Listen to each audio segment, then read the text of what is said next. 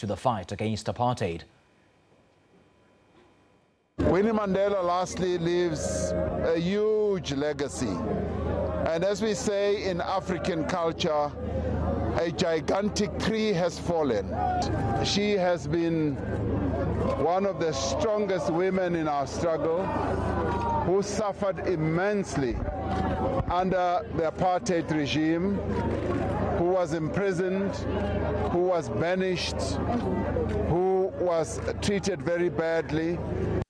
She seemed to have gotten over the health challenges that she was going through.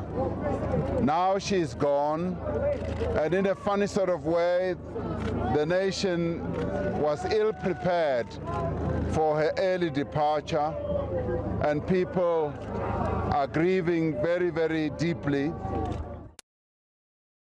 Matigizela Mandela will also be remembered for her input as a member of the ANC's National Executive Committee.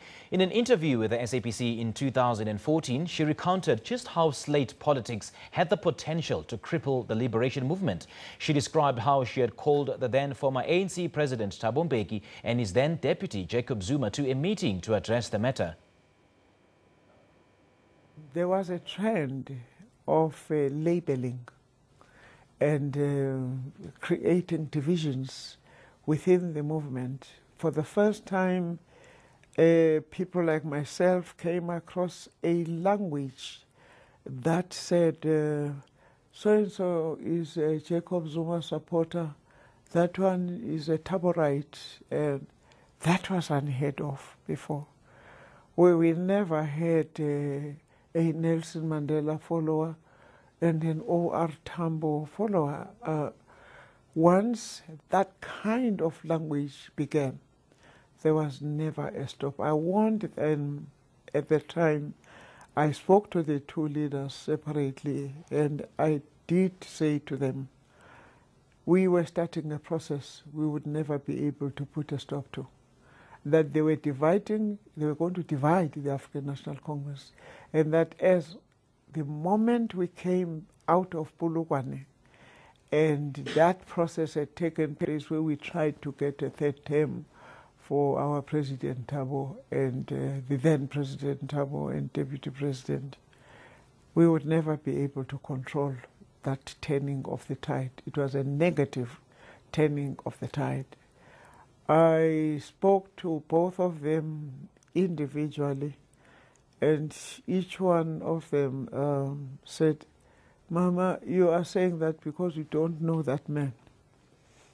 I spoke to my president, Deputy President Jacob Zuma. I said, Mama, I understand your sentiments, and I agree with you. There may be the danger of dividing the movement. And I warned, I said, you know, if you succeed, how are you not going to purge the people you will consider as Taborites? Because it is human nature that you will feel unsafe if you have a cabinet that was the other president's cabinet. Of Mama Winnie have gathered in Durban to join the chorus of praise. She remained committed to the basic principles of true liberation. She told us always, you know, it is not just about having the vote. It is not just about being in the union buildings.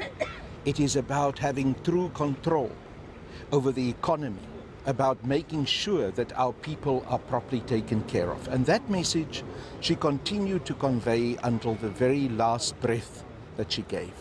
So we mourn the death, we mourn the passing of one of our greatest heroes, a true icon. I've been associated with our late former President Nelson Mandela and the family for years. And during the recent times, I spent many days with Mama Winnie, and being the official photographer of the Mandela family, it gave me a pride of joy to be part of this great family.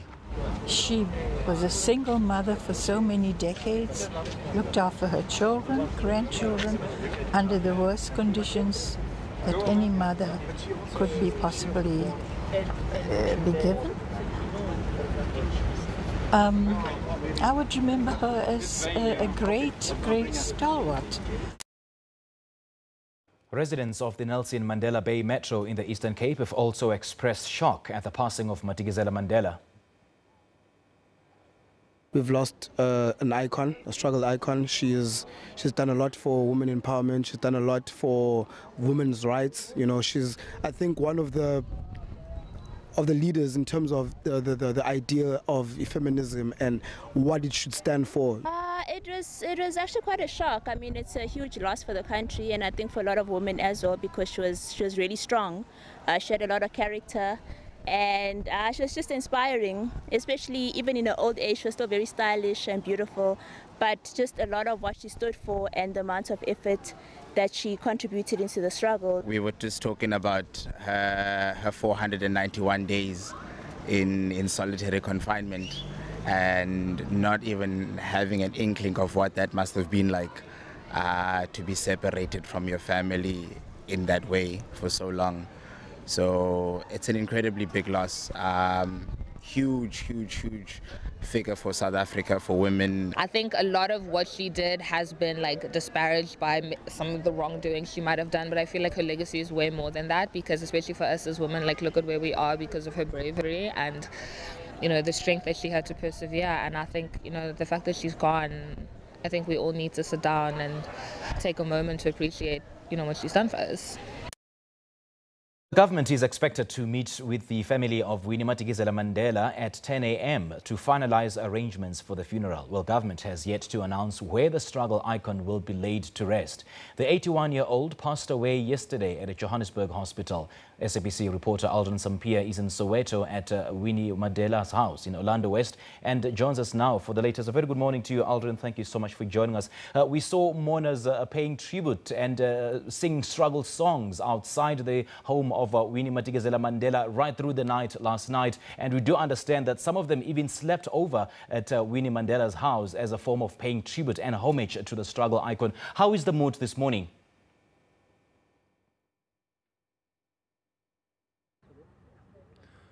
Well, tributes as well as messages of support continue to pour in since yesterday late afternoon, after the announcement that Mama Winnie Madikizela Mandela has departed. And as I've been saying, that since yesterday, the president of the country, Cyril Ramaphosa, saying that a giant tree has fallen, a tree which many South Africans have found shade from during the darkest days of apartheid. And right now I'm joined by one of the mourners, as well as one of the people who have come here to the Madikizela and the Mandela family as well to pay his tribute, and that's the Minister of Arts and Culture. Thank you so much for joining us this morning. Minister, let me start off by saying condolences. Well, thanks for that, and it's condolences which is shared by the entire nation of South Africa, but it's also shared around the globe, because you would know that the person who are with here is the doyen of social justice, and she is missed, and should be missed not only by South Africans, but as a true internationalist who made her mark during the struggle for apartheid and beyond that period. So we really, as a nation, have lost somebody who was inspirational to us and ourselves.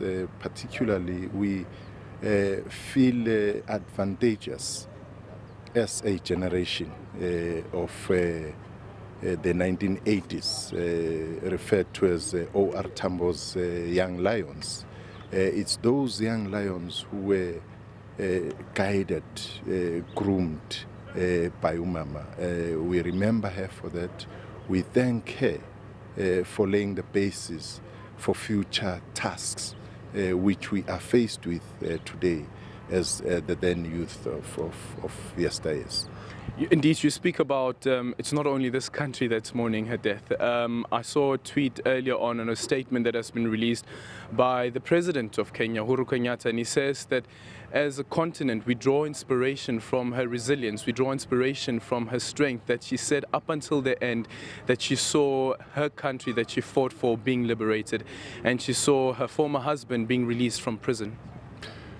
When you listen to all of them, you'll find one thing which they appreciated a lot around the continent or across the continent, has been more of her courage, her selflessness. You know, in some instances you would say she was unorthodox. She would come up in her own way and put across her own views, no matter what you feel, but she would have said.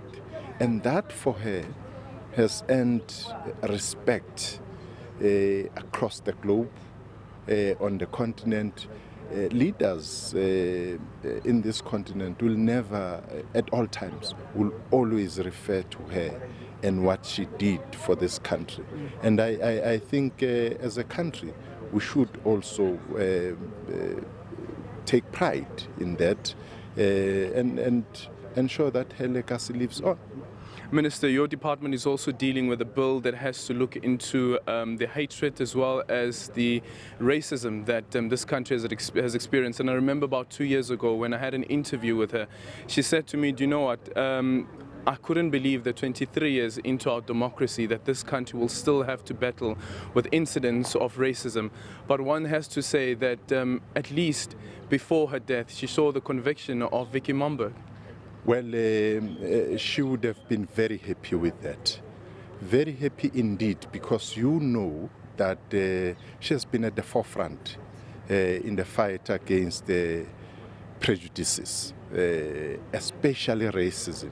She confronted racists throughout her life. And when she started seeing the fruits of her labor, she would have been a happy person, because we have said that as government will continue to ensure that we regulate some behaviors which are unnecessary in society, understanding that we won't regulate attitudes of individuals. But that is also continuing, as you know, the criminalizing of racism in this country, and we should do that with vigor, because that's what she did. She put a lot of power, a lot of strength, energy in fighting racism in this country. Minister, just finally, the President announced yesterday that the funeral will be taking place on the 14th of April. Can you just explain for us from a government's point of view what happens now leading up to the funeral, and whether a venue has been confirmed as yet? Well, as you know, this happened yesterday. The Interministerial Committee is only going to meet sometime this week, but this morning the DG in the presidency with other DGs, including the DG of Arts and Culture here, will be meeting to look at the nitty-gritties, come back and report to the IMC. But the work is on. She will be given her deserved status, as you have just said, that the special official funeral. As you know that with government you'll have official funerals, because those are officials in office. But there are those individuals in society who have a special place in any society.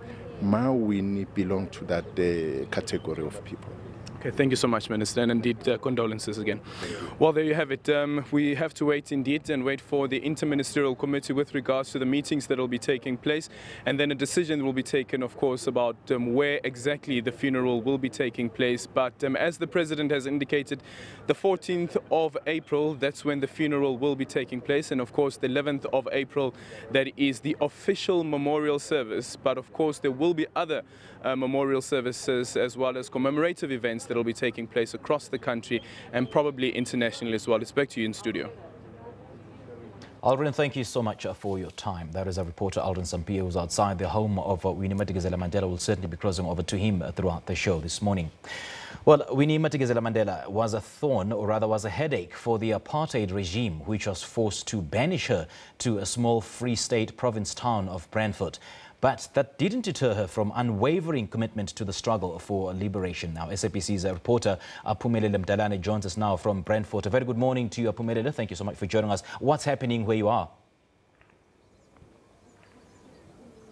A very good morning to you, Simpiwe, and also to the viewers at home.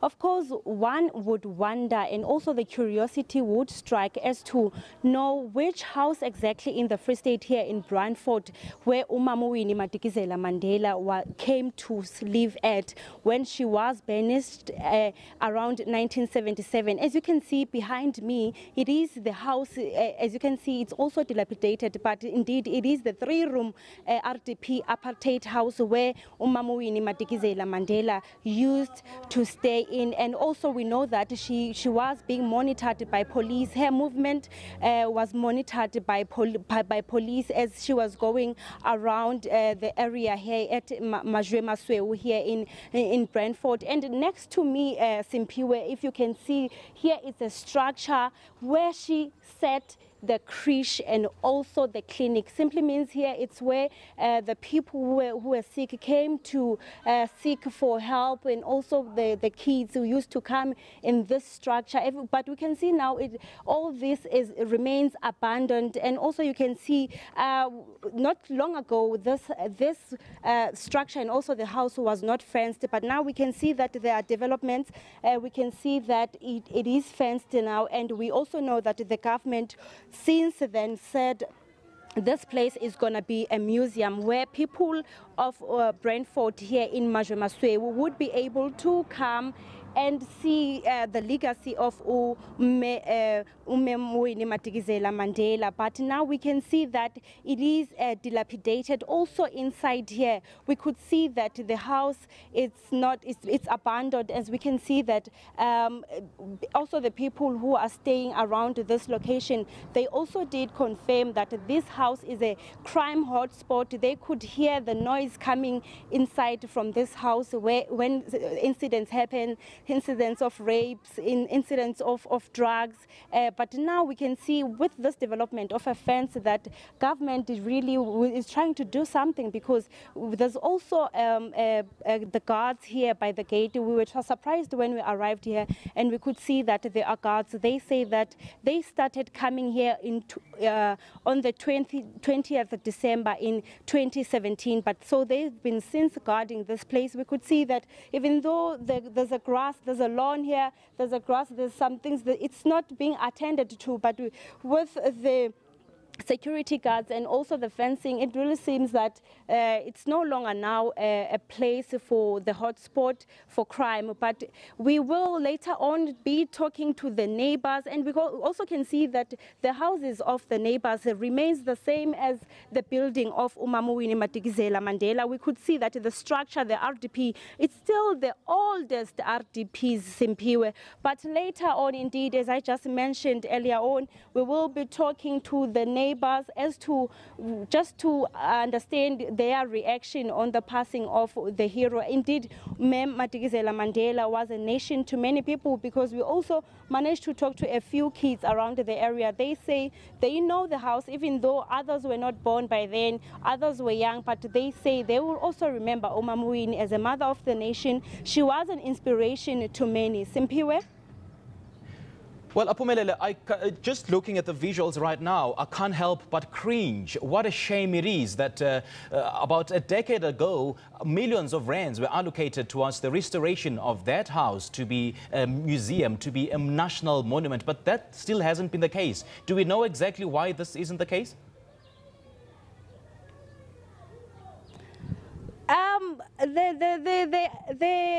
details are sketchy at this moment because Simpiwe, as I did highlighted earlier on, that this place was set to be a museum. The money was out. It was allocated for the Free State government. It did allocate money for this house to be improved, to be developed, to be a museum for the kids, for everyone who would love to come here and see the information, the legacy, and all what Umamuwini fought for, because we know that she was a struggle stalwart, she was an ANC veteran, she loved the movement. But as far as we are concerned, indeed, the details are sketchy, but we will be able to just talk to the government now with the latest developments as to find out where to now from here, especially that now Mamuwini just passed away. What will happen exactly with this house? Because we can see in a way that there's hope, I can say, because I can see there's fencing and also there's guards. But when we managed to talk to the guards, they just explained that they were just deployed to be here and guard the place. They do not know what is going on at the moment. Yeah, we certainly hope we do get in touch with the government officials responsible for that project of restoring the house to be a national monument. But then, Mpumalanga, do the community members there know just how important the house is in the history of the liberation of South Africa?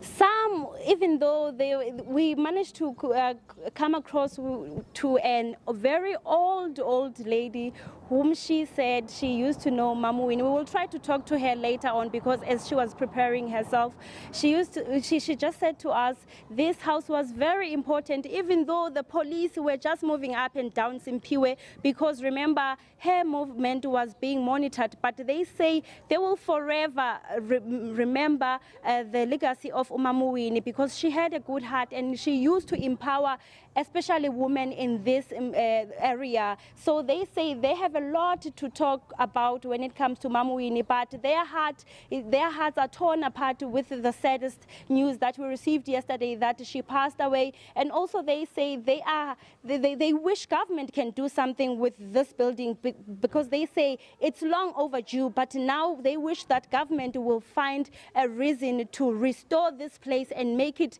to be a national museum.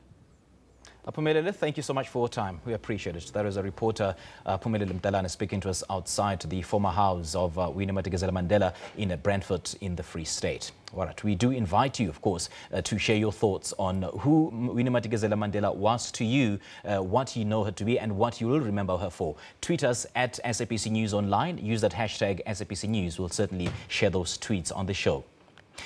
Moving on to other news now, Eastern Cape community is mourning with the nation the death of Mama Winnie Madikizela-Mandela. The freedom struggle heroine was born in Bizana at Mpopeni village. She later got married to the late statesman Nelson Mandela in Mthatha. Our reporter Zimkinta Manganana is in Mthatha with more details.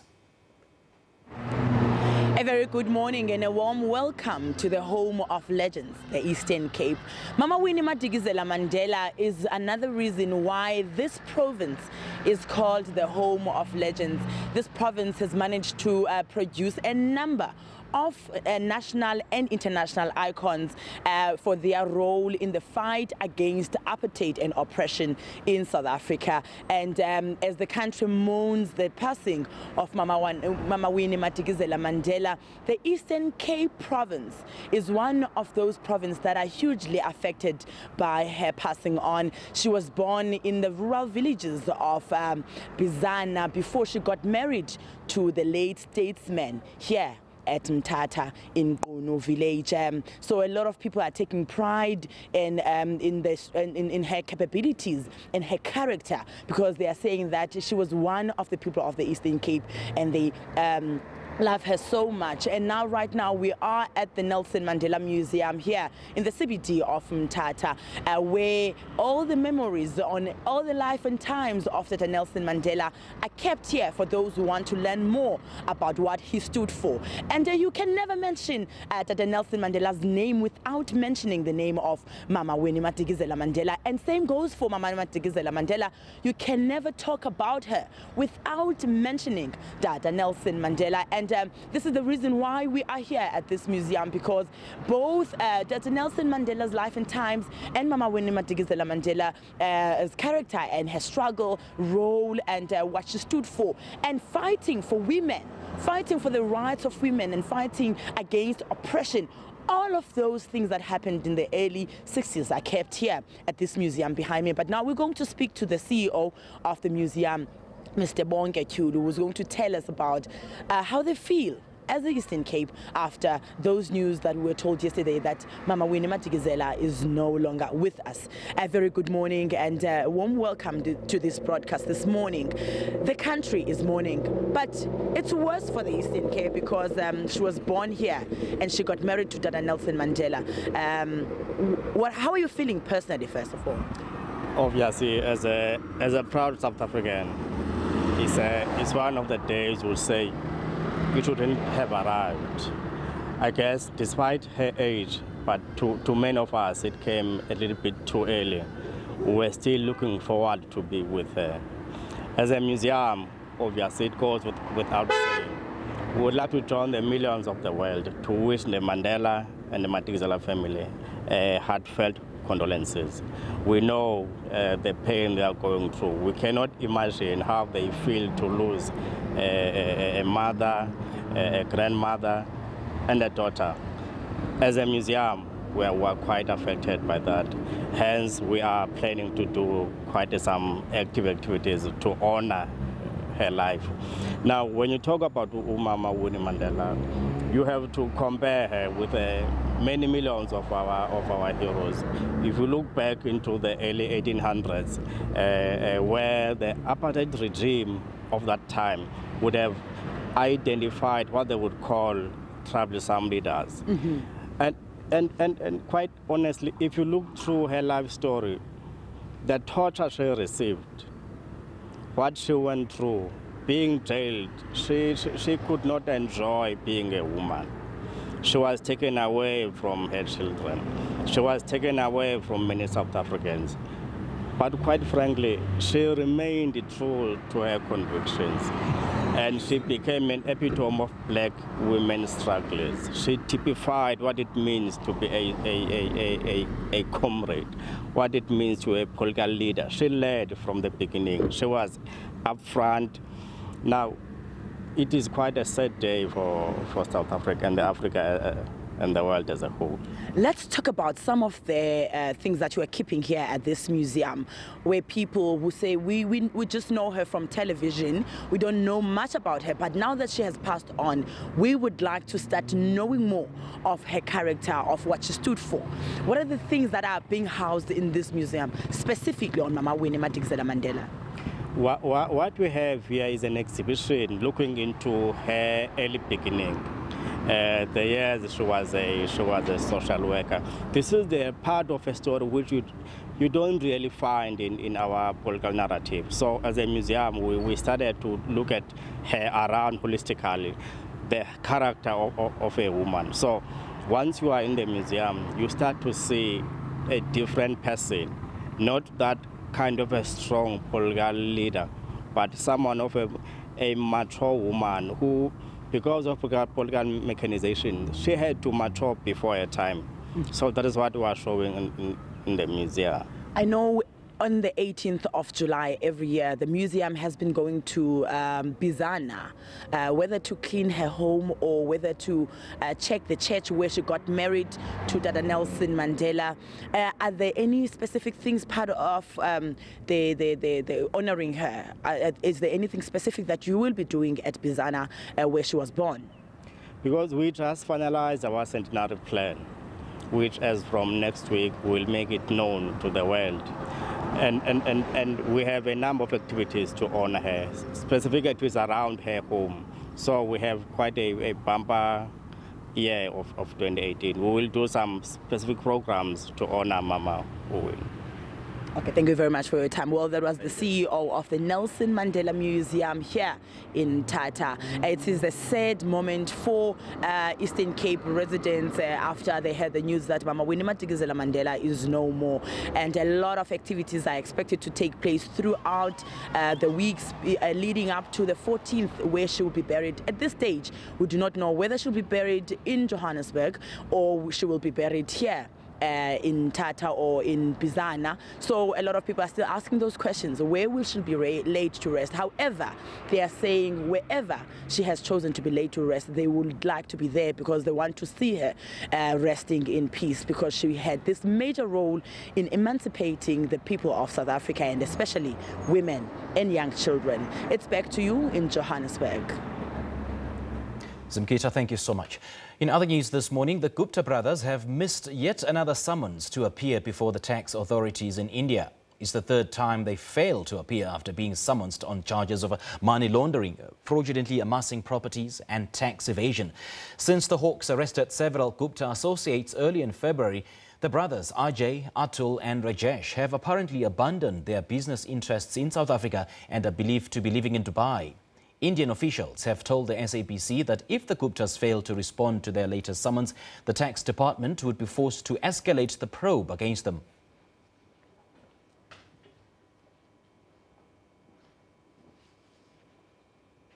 All right, now our poll of the day is, how do you remember Mama Winnie Madikizela Mandela? Send us your comments at SABC Newsroom.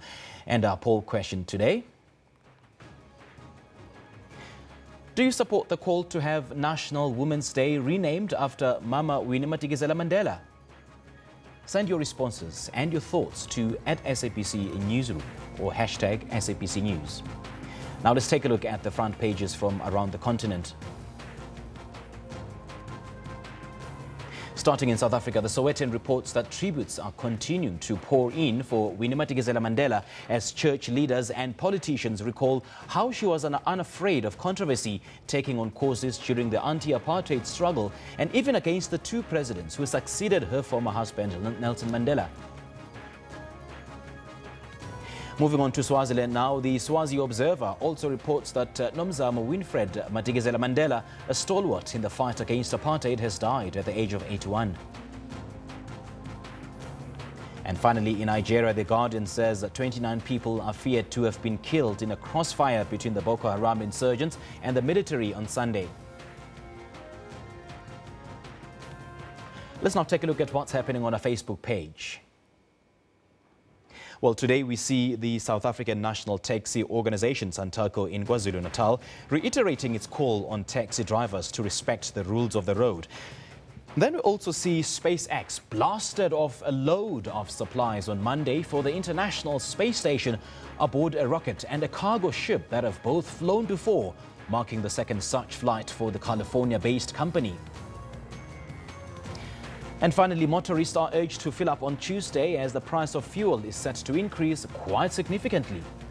Petrol will go up by as much as 72 cents per litre for 95 octane, 69 cents a litre for 93 octane, and diesel will go up by 65 cents. Now, all you have to do is simply search for SABC Newsroom on Facebook, follow us, and of course, interact with us.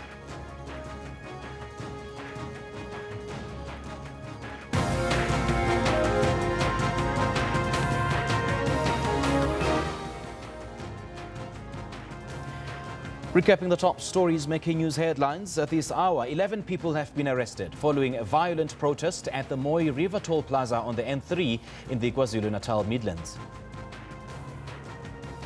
Sierra Leone's runoff presidential vote has been delayed due to disagreements over the method of counting.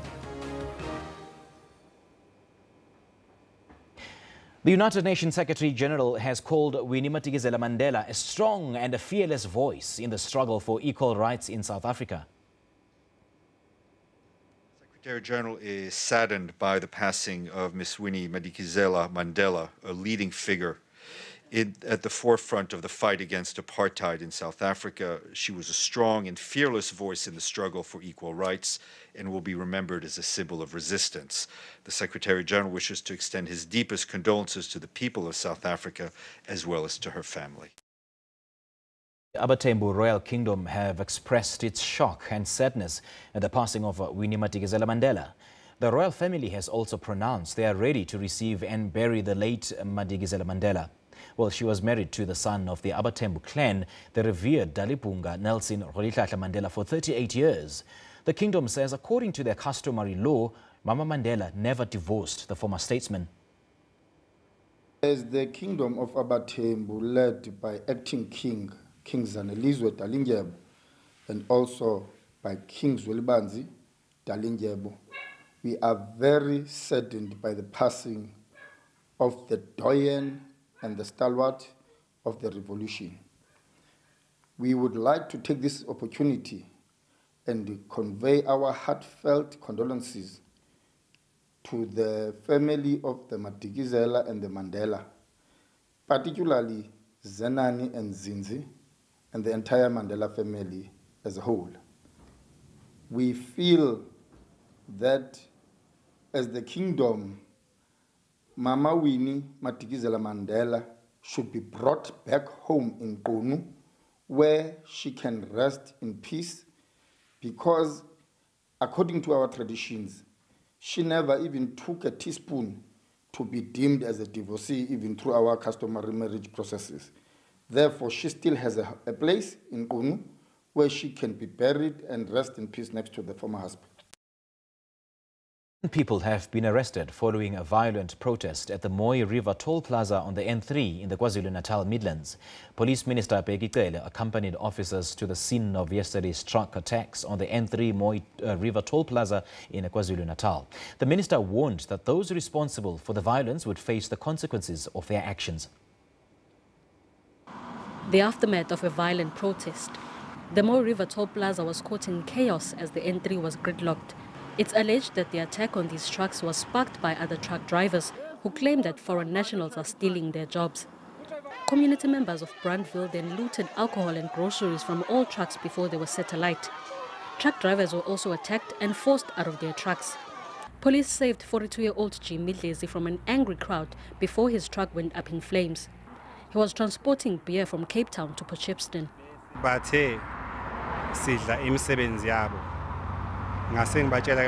They said we are stealing their jobs, even after I told them that I'm not a foreigner. They refused to believe me, saying that the company only employs foreigners. That's when they started to attack me. It's alleged that 28 freight companies, including the one that employs Lezi, are known to hire foreign nationals. Looting and burning of trucks has been strongly condemned by authorities. 11 people, including 4 truck drivers, were arrested. We believe then that we will be in the position to stop these things happening before they happen, and we have already put the team of detectives to deal with whatever that we'll have to pursue, and then try to find the perpetrators and put them where they belong. Police say they will continue to monitor the situation in the area. Sibonga Gonkembata, SABC News, Moy River. Newly appointed Botswana President Mokgweetsi Masisi has assured the international community that his country is open for business. Speaking after being sworn in on Sunday as the 5th president, Masisi pledged to tackle youth unemployment. As Botswana former vice president takes over automatically, he is likely to secure a further 5-year term in elections in October 2019 when the ruling Botswana Democratic Party is expected to hold on to power. Masisi's appointment is seen as an African success story that has made good use of its lucrative income from diamond, beef and tourism. In carrying out my duties, my touchstone shall remain the oath I just made to uphold the Constitution, the rule of law and maintenance of national unity, good governance, peace and prosperity. Ladies and gentlemen, like my predecessors, I stand to acknowledge that we are not yet where we wish to be as a nation. We are committed to a modern Botswana that is not only open but able to openly compete with the rest of the world while maintaining our founding principles that have united this nation through difficult times. And these are democracy, self-reliance, development, unity, and Boto, which still define us as a nation today. Botswana is rated as the least corrupt country in Africa by Transparency International, but it also has its own struggles with rising unemployment rate of about 18% and an HIV epidemic. The young people who make 60% of the population of this country are the future leaders, and therefore investing in them is building the bridge to the future. The realization of the demographic dividend is of paramount and strategic importance, since the success of our youth is the only guarantee of the long-term economic prospects of Botswana. Masisi has vowed to tackle the unemployment and to improve treatment and prevention of HIV in a country with a 22% infection rate among adults. Israel says it has scrapped a plan to deport African migrants to Africa. It's reached an agreement with the United Nations Refugee Agency to send more than 16,000 refugees to Western countries instead.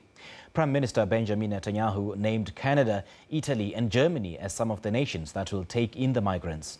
Other migrants, many of whom are seeking asylum, will be allowed to remain in Israel, which they entered illegally on foot through the border with Egypt for at least the next 5 years. The fate of some 37,000 Africans in Israel has posed a moral dilemma for a state founded as a haven for Jews from persecution and a national home. The right-wing government is under pressure from its nationalist voter base to expel the migrants, while others are calling for them to be taken in. In February, Israeli authorities started handing out notices to 20,000 male African migrants, giving them 2 months to leave for a third country in Africa or risk being put in jail indefinitely. The announcement of the official results of Sierra Leone's runoff presidential vote has been delayed due to disagreements over the method of counting. The National Electoral Commission had to briefly interrupt the tallying yesterday and said that the final results were expected to be released within 72 hours. Votes from 11,000 polling stations across the West African nation still had to be counted. But supporters of both the opposition Sierra Leone People's Party and the ruling All People's Congress, the APC, were already claiming victory. After hours of negotiations in the presence of international observers, the contenders Julius Maada Bio of the SLPP and the APC's Samura Kamara agreed to abide by the NEC's tallying system and not undermine the results process. They hugged each other after signing the agreement and the vote count resumed. Bio and Kamara are competing to replace outgoing President Ernest Bai Koroma. He was not allowed to run due to constitutional term limits. All right, let's go for an air break now. We'll be back with more sports news after the break. Don't go away.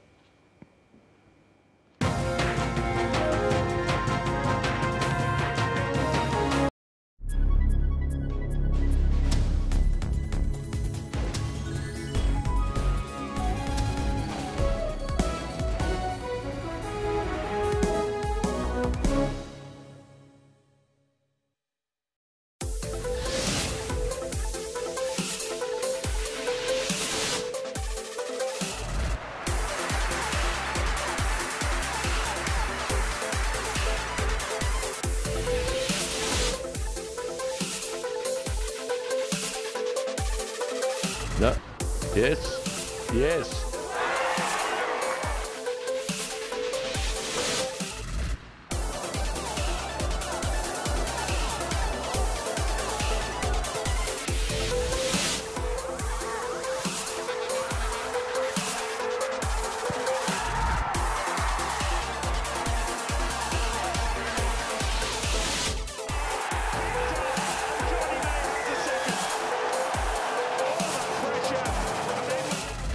Sports Live every Saturday and Sunday at 7:30 p.m.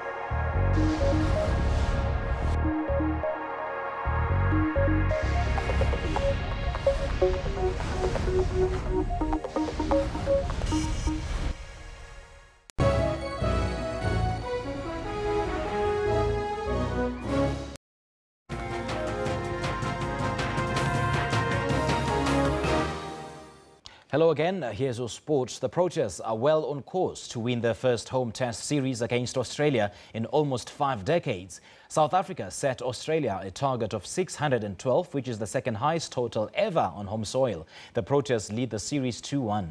At stumps, the Aussies were still trailing by 524 with 7 wickets in hand. After a slow start, Du Plessis regained his confidence and started getting the much-needed runs and got his half-century. It did not take long for Elgar to also get his half-century after scoring this impressive 6. The fourth wicket partnership stood at 100 runs 5 minutes before lunch. South Africa's score stood at 202 for 3 after 76 overs with a lead of 469. When play resumed after lunch, Du Plessis continued to get the runs and eventually made a century. After almost 3 hours of cricket, Australia finally got a breakthrough when Du Plessis was dismissed by Pat Cummins after making 120 runs, having faced 178 balls. There was a big appeal when Cummins thought he had removed Themba Bavuma, but the decision was overturned by the umpire. Then the Aussies claimed another big scalp, with Elgar dismissed after 81 runs. South Africa's complete control seemed to come to an end when Quinton de Kock, who came in for Elgar, was dismissed just for 4 runs. But Bavuma and Vernon Philander steadied the ship when they scored a quick 50 for a 7th wicket partnership to put the Proteas lead at over 600 runs at tea. South Africa finally declared at tea when they enjoyed a massive lead of 611 runs. Sfeso Ramara, SABC News. Let's now take a look at the ABSA Premiership match scheduled for today. All right, 2 big matches playing tonight with the Bidvest meeting Maritzburg United at the Bidvest Stadium at 7:30 p.m. Central African Time. And of course, the Amazulu FC meeting Ajax Cape Town at the Kingswell Etini Stadium at 7:30 p.m. To international sport now, Real Madrid coach Zinedine Zidane dismissed any talk of comparisons with last year's Champions League final against Juventus as his side prepared for today's rematch with the Serie A champions. After being asked to draw a parallel with the match which his side won 4-1 in Cardiff, Zidane told reporters that this match has nothing to do with that final. He added that now that Real Madrid have to think about this game and to make sure to play well ahead of their quarter-final first leg tie. Real have not had any best of seasons as they are 3rd in La Liga and finished behind Tottenham Hotspurs in the Champions League group stage, but show they are still a force to be reckoned with by beating Paris Saint-Germain in the last 16. Another big match, Sevilla versus Bayern in the quarterfinals and Juventus versus Real Madrid. That's happening tonight. Let's talk golf now. Sergio Garcia will return to Augusta to defend his US Masters title for the first major of the season, starting on Thursday, the 5th of April. This after winning the Houston Open in Texas. Now, in April 2017, after many years of heartbreak and mishaps, Garcia out-dueled Justin Rose at Augusta National to take home his first ever green jacket at the Masters on the first playoff hole. 4-time Masters champion Tiger Woods is set to make his first major appearance since 2015 after suffering from injury. The American, who has won 14 major titles but none since the 2008 US Open, has shown that he may be returning to form with 2nd and 5th place finishes last month at the Valspar Championship and Arnold Palmer Invitational respectively. This has prompted some bookmakers to make him joint favourite along with compatriots Dustin Johnson, Jordan Spieth and Justin Thomas, along with Northern Ireland's Rory McIlroy, the winner of the Arnold Palmer Invitational less than 2 weeks ago. Brunel and Dongfeng were in a 2-way battle to finish first in leg 7 of the Volvo Ocean Race as they approach South America.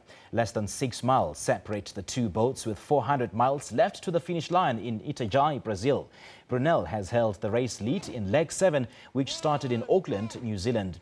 Passing through the Southern Ocean around Cape Horn into the South Atlantic, however, Dongfeng temporarily gained the lead.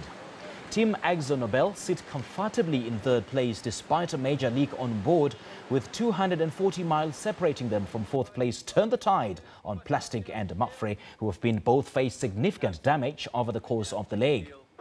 Sanghung Kai Scallywag continues its course to Chile after one of their crew, John Fisher, was presumed lost at sea after he fell overboard last Monday. And that's a sport for now. Here's Azri with the latest weather.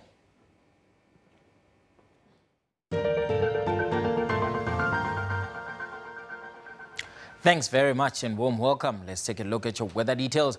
On our satellite image, we're still seeing lots of moisture over the central interior of Africa, finding its way through Namibia to the interior of South Africa, and currently along the coastal regions, some activity happening. We are expecting isolated thunder showers with a possibility of thunderstorms for today over South Africa. It will be isolated over the central interior of South Africa, going to the southern parts of Namibia. Over Zimbabwe and Botswana, partly cloudy skies can be expected. Isolated thunder showers to thunderstorms also expected over the interior of Mozambique. In the northern parts, we're seeing up to 80% chance of thunder showers. That red marking is sitting over the central interior of DRC. 80% chance of thunder showers.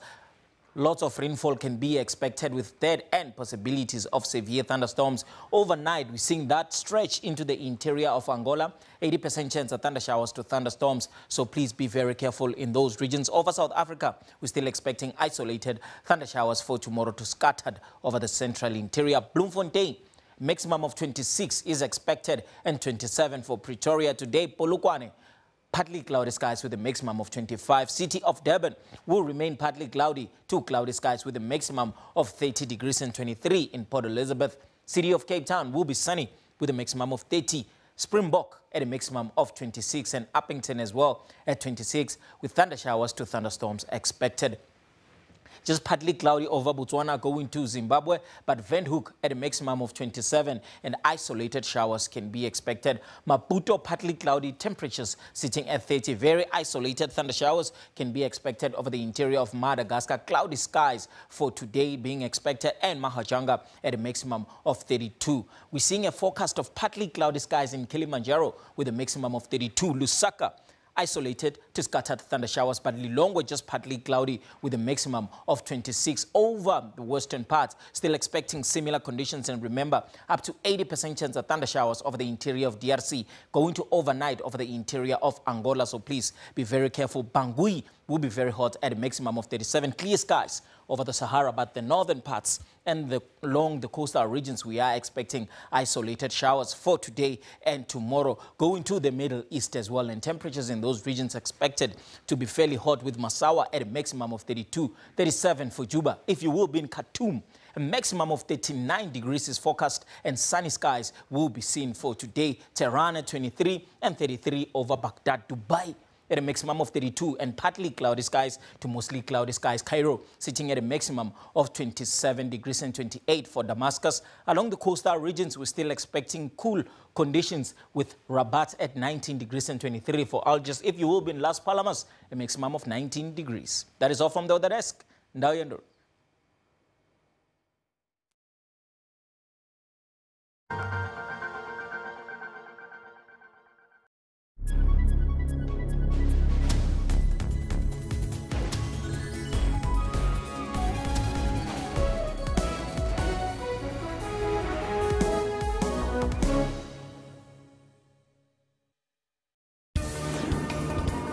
Corruption both in the public and the private sectors needs to be combated. Where there are clear cases of wrong that has been done, that must commence immediately. Something is being done about corruption in our country. Currency, even although it's strengthened dramatically after the ANC's recent elective conference, could conceivably go stronger yet. He had a soul that would not be for sale.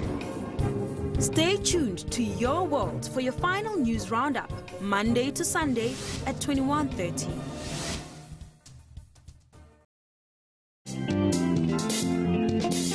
After a horrific accident, major questions were asked. So step one, I asked myself, do I really want to die? And my answer to that was, I'm not sure. And then step two was, do I want my parents to bury me? And the answer to that was no. Learning kept his brain in full action on how the brain works. When I was in hospital, right, as I was saying, to catch up with my peers, I started to become obsessed with memory techniques and how the brain works and how we retain information. Touching lives is his continuous mission. I now work for a non-profit where we deal with access issues regarding kids with disabilities and persons with disability. We're busy working on beach access. Being wheelchair-bound did not stop fun in his life. I party in a wheelchair, I laugh in a wheelchair, I smile in a wheelchair. For all your uplifting stories, catch Bupilong every Friday.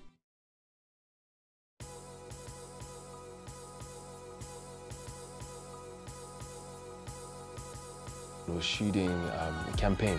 We're telling genuine stories from real people that have been affected by the SABC. It's also interesting to get the backstory in terms of their dreams to be on screen and eventually getting the pleasure to do that. And understanding that they're communicating on a platform that speaks to millions of people. It speaks to how the SABC can fulfill its mandate. The SABC represents the opportunity for so many young South Africans, for old South Africans, to be able to look at the world that they may not experience any other way.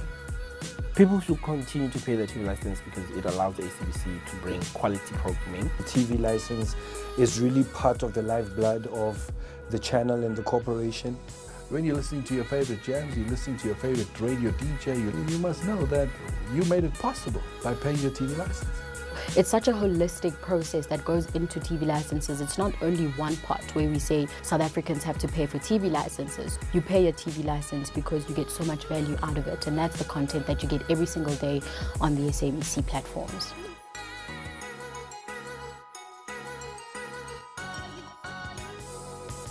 I have been in the film industry now for 51 years. I am quite satisfied with the evolution of television now that you have got a lot of actors and you have got a lot of crew members, which will also play part of paying our licenses, because I think it's proper.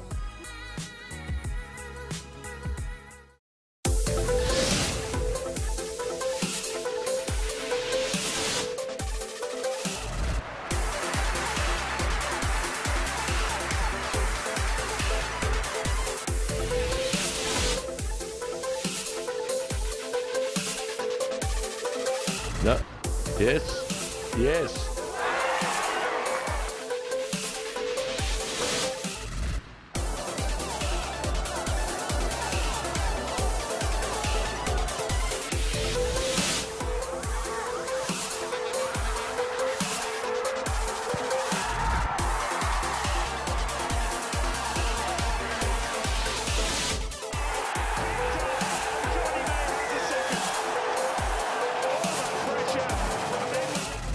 Sports Live every Saturday and Sunday at 7:30 p.m.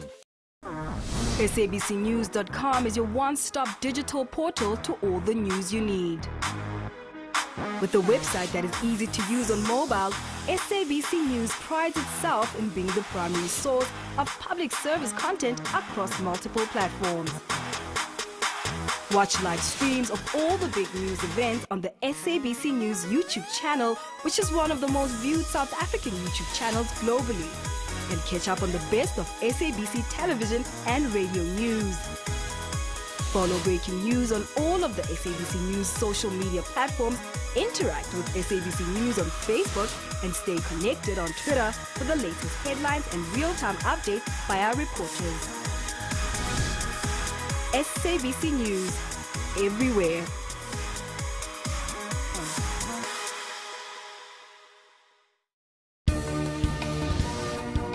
We make sure to be where news is happening, both locally and globally. For the latest business news, stay with us. From South Africa to the world, we've got all your latest sporting news. Don't miss our weather updates at every hour. Stay tuned to News Today, Monday to Friday, from 3 to 5:30 p.m. here on SABC News.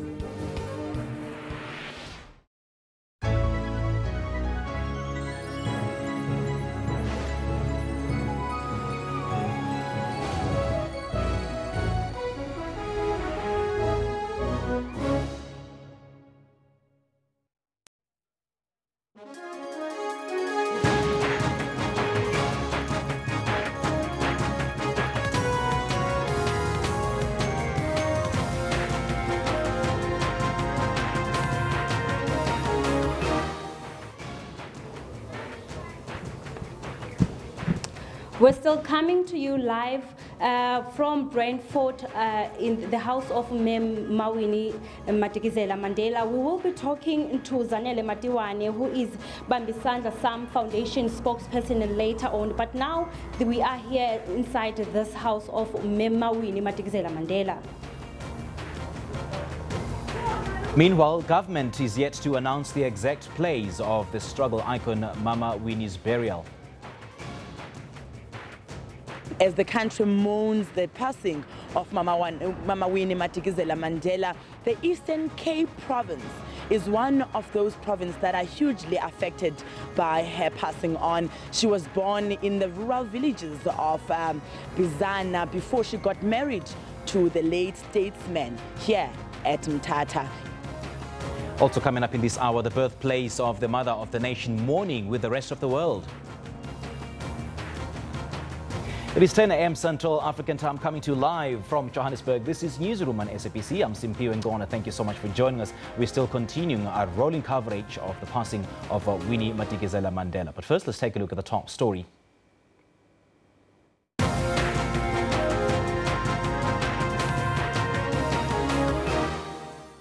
Government has yet to announce where the struggle icon Winnie Madikizela Mandela will be buried. President Cyril Ramaphosa said last night that she will be accorded a special official funeral on the 14th of this month. Speaking outside her home in Soweto, the president expressed his sadness at her death and paid homage to Madikizela Mandela's commitment to the fight against apartheid. Winnie Mandela lastly leaves a huge legacy. And as we say in African culture, a gigantic tree has fallen.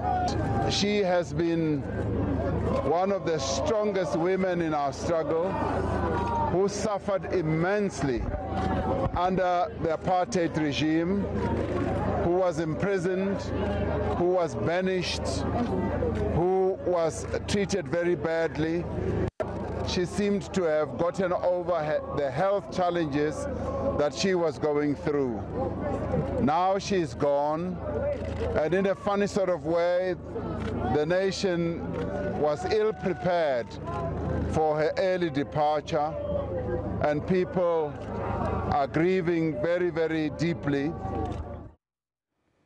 Well, Winnie Madikizela Mandela spent 9 years in the Free State town of Brentford. Let's go live now to Mpumalanga Mdalane in Brentford for more on the life and times of Winnie Madikizela Mandela. A very good morning to you again. What's happening there? Indeed, Simpiwe, as you just mentioned, that this here in Brentford, this is the house, the inside part of the house where Winnie Madikizela Mandela spent her 9 years when she was banished in 1977. But with me right now, I will be joined by Zanele Matiwane, who is the Bambisandla Sam Foundation. He will be taking us through to what the foundation is all about, because when I was talking to him, he said a lot, but now let's just talk to him just to find out what the foundation is all about. Good morning to you, Zanele. Good morning to you. Of course, the passing of Mama Winnie Madikizela Mandela is said, is said for everyone. What can you say about your foundation right now? Yeah, from the foundation, we send our deeply condolences to the family, and we are hurt, but Mama Winnie played very vital role in Brentford. And now, if I can table them out, you will be interested that this foundation of young people gathered together to make sure that Winnie Mandela's spirit lives in us in Brentford. Just break down for us, how are you following the footsteps of Mama Winnie? Because we've been hearing people around here are saying she was the mother of the nation, she was the inspiration to many. But you as the youth, this foundation, what does it have in store for the youth of Brentford? Yes, we as the youth of Brentford, we feel that the story of Winnie Mandela is not enough, because there's a new generation that is coming up, and they must learn about participations of Winnie Mandela in our community. Let me start to say the first crash in Brentford was built in the vicinity of Methodist Church here in Brentford. Then he also made sure that COSAS at Matsidiso High School is formed under the leadership of Bamba Jackson, and he makes sure that she opens up a kitchen soap in his yard, and there was also a clinic in the very same yard. Now, as young people, we gathered together to say, let us come up with a way to show that we thank Mama Winnie Mandela. She was called Mamani in this community of Brantford. I can say Winnie Mandela played a role of which she makes sure that all community of Brantford,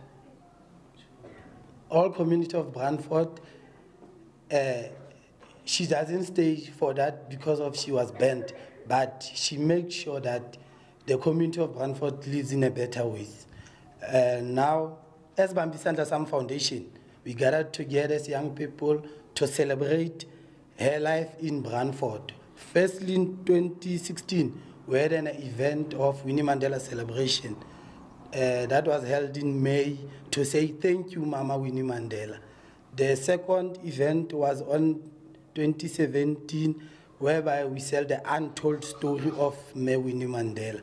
Now this year, we have an event that is coming up on May 19th to say the theme of it will be the spirit of Winnie Mandela lives in us.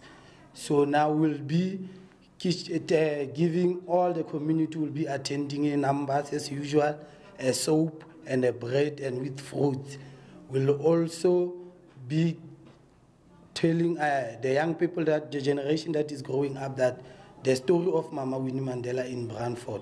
Menora Moahludi, she's our guest for that, and Bamba Jackson is our guest for COSAS. All right, we've heard it all, Simpiwe, from the spokesperson of this foundation. He is saying that the spirit of Mama Winnie Mandela will continue to strive to the youth of this location, which is this Brantford. And now he is saying this is an annual event that tries to improve and also educate the youth of Brantford as to the importance and also to show the legacy of Mam Winnie. But as you can see here, Simpiwe, I'm inside this house where you can see that on the walls there's it's dilapidated, and also you can see there is no roofing, there's no a ceiling, it's just a roofing, and we can see the holes here, as I mentioned earlier on, that this house was then abandoned and it remained a crime hotspot. But as we could see that now, when we arrived, it's fenced. We're probably hoping that people of Brantford and also the government will do something about this house. For now, it's back to you in studio, Simpiwe. All right, Mpumalanga will certainly be crossing over to you throughout the show. That is a reporter speaking inside the former house of Winnie Mandela, and one can't help but wonder and marvel at the terrible state of repair that that house is in. We certainly hope those responsible will certainly be held to account. Winnie Mandela will also be remembered for her input as a member of the ANC's National Executive Committee. In an interview with the SAPC in 2014, she recounted how slate politics had the potential to cripple the liberation movement. She described how she had called the then former ANC President Thabo Mbeki and his then deputy Jacob Zuma to a meeting to address the matter. There was a trend of labeling and creating divisions within the movement. For the first time, people like myself came across a language that said, so-and-so is a Jacob Zuma supporter, that one is a Taborite, and that was unheard of before. We never had a Nelson Mandela follower and an O.R. Tambo follower. Once that kind of language began, there was never a stop. I warned them at the time. I spoke to the two leaders separately, and I did say to them, we were starting a process we would never be able to put a stop to. that they were going to divide the African National Congress, and that as the moment we came out of Polokwane, and that process had taken place where we tried to get a third term for our President Thabo and the then President Thabo and Deputy President, we would never be able to control that turning of the tide. It was a negative turning of the tide. I spoke to both of them individually, and each one of them said, "Mama, you are saying that because you don't know that man." I spoke to my president, Deputy President Jacob Zuma. I said, "Mama, I understand your sentiments, and I agree with you. There may be the danger of dividing the movement." And I warned, I said, you know, if you succeed, how are you not going to purge the people you will consider as Thaborites? Because it is human nature that you will feel unsafe if you have a cabinet that was the other president's cabinet. Winnie Madikizela Mandela was also well known in Qunu, the village where the former husband, the late former President Nelson Mandela, grew up. She's an integral part of that legacy. Our reporter Unati Bingose went around to talk to people in Qunu. A very good day to you and a warm welcome to Qunu. We're coming to you live just outside the Mandela household as the news of the passing of Winnie Madikizela Mandela are beginning to filter through even to these deep rural areas. And it is beginning to hit home that indeed the mother of the nation is no more. As per the tradition in this part of the country, people tend to go to those houses where they have lost their loved ones to try and pay their final tributes to those men and women who may have passed. And indeed, as it was the case even right now, we met a few people who were standing outside the Mandela household to come and pay their respects to the late Winnie Mandela. Let us now take this opportunity to speak to them. Bau, uzivile nawe ndaba? Yabajwa. Uzamkele njani kodwa? Hayi. Ivinto kakhulu ngokuqaka bethu. Umkazi mfena ogula nje ngothuka noba uswelekile. Ngothukile kakhulu. Ingabe usiba njani wena sezindaba? Ndiziva ndibuhlungu kakhulu. Umama ebeligorha. Umama uyimele iSouth Africa. Kakhulu futhi kangaba ngike ndahlangana naye napha kwelazwe laseGauteng. Hayi futhi ke ndiyamazi umama. Siyamazi izinqi zakhe nalapha ekhaya. Siziva sibuhlungu. Into enayo ke intando kaThixo ayinawuphikiswa mntu. Enkosi tata. The Eastern Cape community is mourning with the nation the death of Mama Winnie Madikizela Mandela. The freedom struggle heroine was born in Bizana in Mpopeni village. She later got married to the late statesman Nelson Mandela in Umtata. Our reporter Zimkita Manganana is in Umtata with more details. A very good morning and a warm welcome to the home of legends, the Eastern Cape. Mama Winnie Madikizela Mandela is another reason why this province is called the home of legends.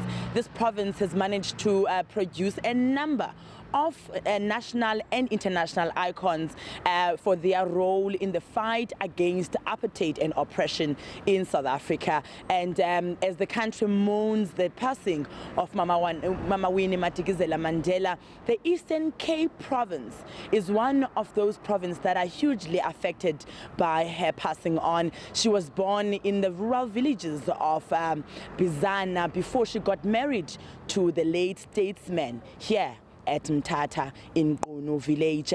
So a lot of people are taking pride in her capabilities and her character, because they are saying that she was one of the people of the Eastern Cape and they love her so much. And now right now we are at the Nelson Mandela Museum here in the CBD of Mtata, where all the memories on all the life and times of Dr. Nelson Mandela are kept here for those who want to learn more about what he stood for. And you can never mention Dr. Nelson Mandela's name without mentioning the name of Mama Winnie Madikizela Mandela. And same goes for Mama Madikizela Mandela. You can never talk about her without mentioning Dr. Nelson Mandela. And And this is the reason why we are here at this museum, because both Dr. Nelson Mandela's life and times and Mama Winnie Madikizela Mandela's character and her struggle, role, and what she stood for, and fighting for women, fighting for the rights of women, and fighting against oppression. All of those things that happened in the early 60s are kept here at this museum behind me. But now we're going to speak to the CEO of the museum, Mr. Bonke Kyulu, who's going to tell us about how they feel as the Eastern Cape after those news that we were told yesterday that Mama Winnie Madikizela is no longer with us. A very good morning and a warm welcome to this broadcast this morning. The country is mourning, but it's worse for the Eastern Cape because she was born here and she got married to Dada Nelson Mandela. How are you feeling personally, first of all? Obviously, as a proud South African, it's one of the days we'll say it shouldn't have arrived. I guess despite her age, but to many of us it came a little bit too early. We're still looking forward to be with her. As a museum, obviously it goes without saying. We would like to join the millions of the world to wish the Mandela and the Madikizela family heartfelt condolences. We know the pain they are going through. We cannot imagine how they feel to lose a mother, a grandmother, and a daughter. As a museum, we are quite affected by that. Hence, we are planning to do quite some active activities to honor her life. Now, when you talk about Mama Winnie Mandela, you have to compare her with many millions of our heroes. If you look back into the early 1800s, where the apartheid regime of that time would have identified what they would call troublesome leaders. Mm-hmm. And quite honestly, if you look through her life story, the torture she received, what she went through, being jailed, she could not enjoy being a woman. She was taken away from her children. She was taken away from many South Africans. But quite frankly, she remained true to her convictions. And she became an epitome of black women's struggles. She typified what it means to be a comrade, what it means to be a political leader. She led from the beginning. She was up front. Now, it is quite a sad day for South Africa and Africa and the world as a whole. Let's talk about some of the things that you are keeping here at this museum, where people will say, we just know her from television, we don't know much about her, but now that she has passed on, we would like to start knowing more of her character, of what she stood for. What are the things that are being housed in this museum, specifically on Mama Winnie Madikizela Mandela? What we have here is an exhibition looking into her early beginning. The years she was a social worker. This is the part of a story which you don't really find in our political narrative. So as a museum, we started to look at her around holistically, the character of a woman. So once you are in the museum, you start to see a different person, not that kind of a strong political leader, but someone of a mature woman who, because of political mechanization, she had to mature before her time. So that is what we are showing in the museum. I know on the 18th of July every year, the museum has been going to Bizana, whether to clean her home or whether to check the church where she got married to Dada Nelson Mandela. Are there any specific things part of the honoring her? Is there anything specific that you will be doing at Bizana where she was born? Because we just finalized our centenary plan, which as from next week will make it known to the world. And we have a number of activities to honor her, specific activities around her home. So we have quite a bumper year of 2018. We will do some specific programs to honor Mama Winnie. Okay, thank you very much for your time. Well, that was the CEO of the Nelson Mandela Museum here in Tata. It is a sad moment for Eastern Cape residents after they heard the news that Mama Winnie Madikizela Mandela is no more.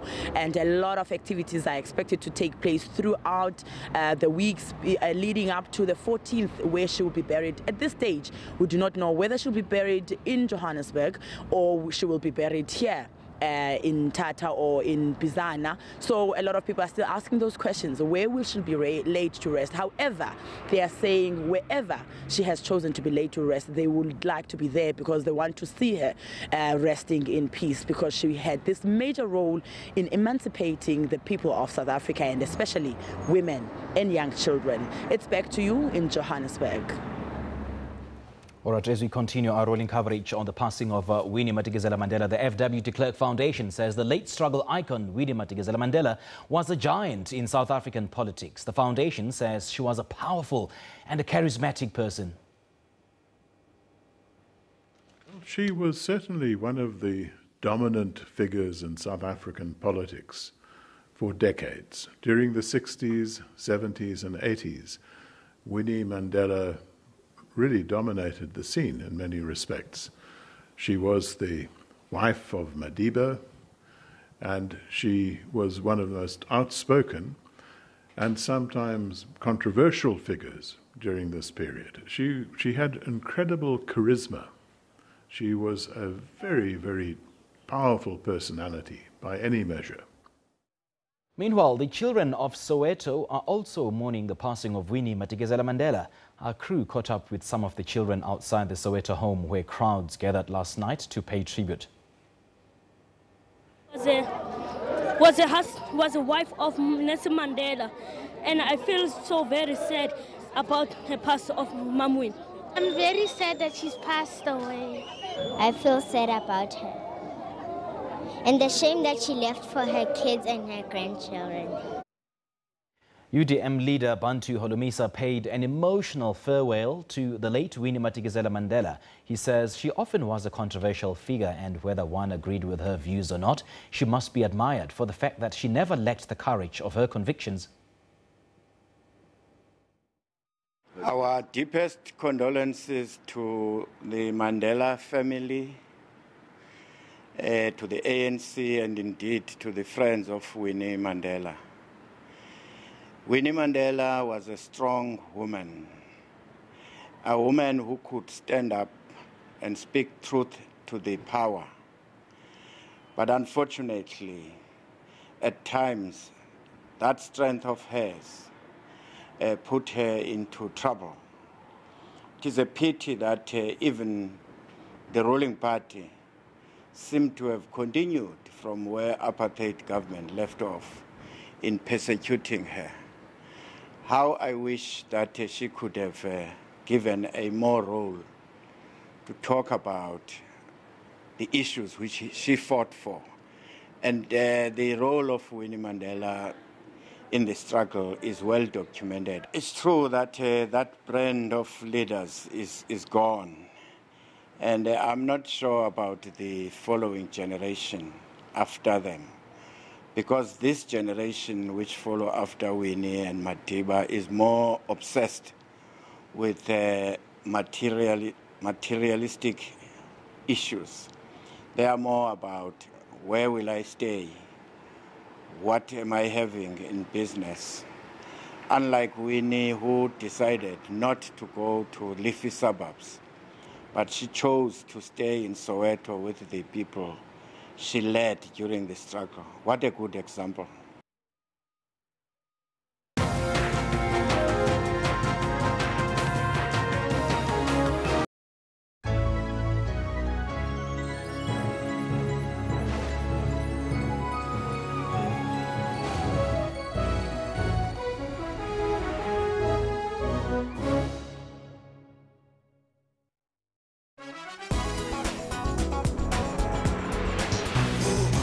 An exciting opportunity and an absolute must for those with the spirit of adventure is a Kruger Park night game drive.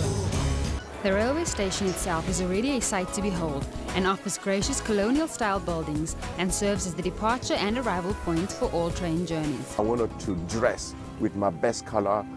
Being awarded to do the Superintendent Pavilion is the highest commission in my career, and I wanted just to come and show me with my best clothes, and that is blue. Catch Trends Travel every Sunday from 12 to 1 for all the global travel and leisure trends. When I was passing the casino, I said, that edge came, said, I'll just try, you never know. You might go home with 80,000, times 4 the amount that you have. And that stupid day, I lost all my money.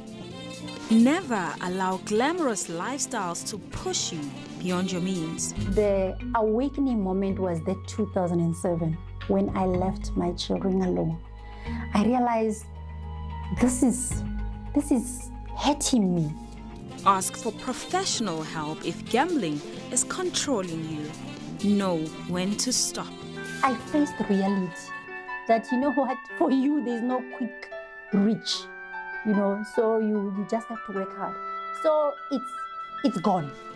For all your uplifting stories, catch Bupilong every Friday at 17:30.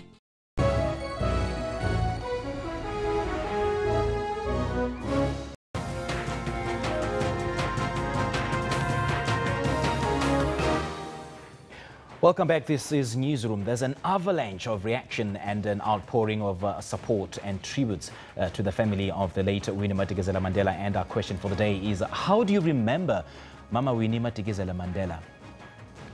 All right, let's take a look at some of the responses that have been coming through. Siafana Zulu says, well, I remember her as a woman who was fighting and struggling against apartheid.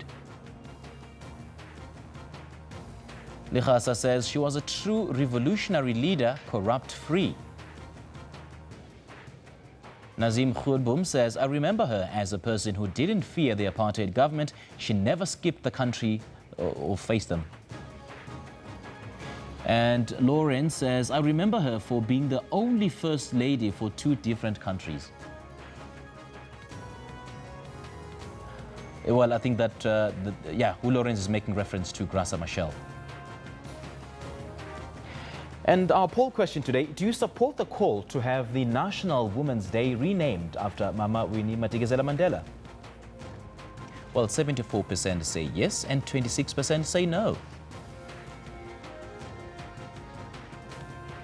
And some more tweets have been trickling in. Kerry says, we don't even have a Nelson Mandela Day, one that is a national public holiday or any holiday named after a person. So why should Winnie be the exception? But I would support a Nelson Mandela Day. He's the only one worthy. Ooh. Then Siafana Zulu says, yes, I support it. Hashtag Mother of the Nation. Mr. T says, I love and respect Mama Winnie, but to call a woman's day her day is a bit too far. I mean, in fact, I actually expected this call for holiday naming and granting when Dr. Nelson Mandela died. I recognize her contribution to the South African at large, but I will have to say no. Michael Big M Sitole says, no, as much as we love to honor our heroes and sheroes, but let's keep things simple and let's not forget that South Africa belongs to many people from different backgrounds and culture, not only a few elite who are politically connected. And what about the other female activists who died? Well, thank you so much for those tweets that have been coming through. Do keep on coming. Tweet us at SABC News Online. Use that hashtag SABC News. Now let's take a look at the front pages from around the continent. Starting in South Africa, the Sowetan reports that tributes are still continuing to pour in for Winnie Madikizela Mandela as church leaders and politicians recall how she was unafraid of controversy, taking on causes during the anti-apartheid struggle and even against the 2 presidents who succeeded her former husband, Nelson Mandela. Moving on to Swaziland, the Swazi Observer also reports that Nomzamo Winifred Madikizela Mandela, a stalwart in the fight against apartheid, has died at the age of 81. And finally, in Nigeria, The Guardian says 29 people are feared to have been killed in a crossfire between the Boko Haram insurgents and the military on Sunday. Let's take a look at what's happening on our Facebook page.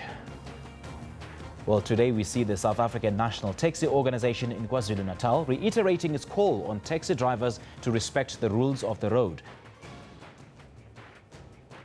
And then we also see SpaceX blasting off a load of supplies on Monday for the International Space Station aboard a rocket and a cargo ship that have both flown before, marking the second such flight for the California-based company.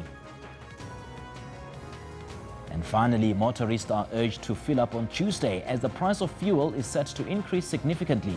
Petrol will go up as much as 72 cents per litre for the 95 octane, 69 cents a litre for 93 octane, and diesel will go up by 65 cents a litre.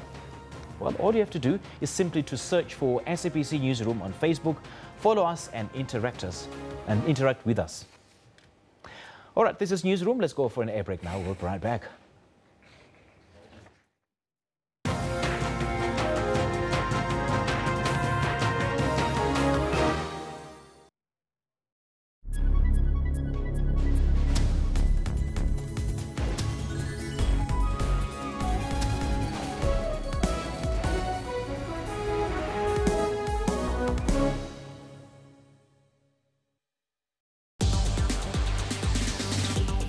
Technology is used for both positive and negative. Some governments block the internet in times of protest. With this internet blackout, it's impossible for me to do it, so I have to travel to Douala. This act is a true violation of the rights of citizens. In Africa, people are always coming up with innovative ways to use technology to solve some of their problems. The more interesting piece of technology is actually the artificial intelligence. AI, it's utilizing data to make your life easier. Our network will give you Africa's technology and social media news. For all your technology news, join Mpumalanga Zondi every Saturday at 17:30.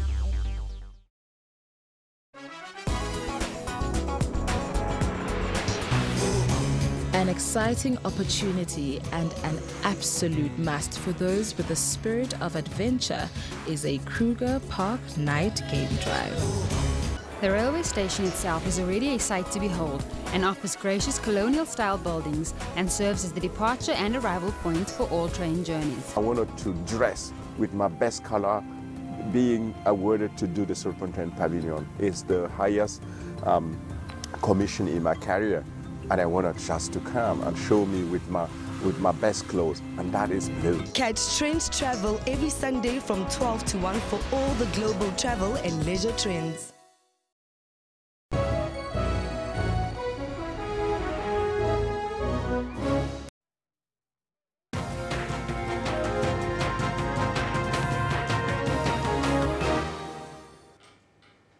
Recapping the top stories making news headlines this hour, the F.W. de Klerk Foundation says the late struggle icon Winnie Madikizela-Mandela was a giant in South African politics. The children of Soweto are also mourning the passing of Winnie Madikizela-Mandela.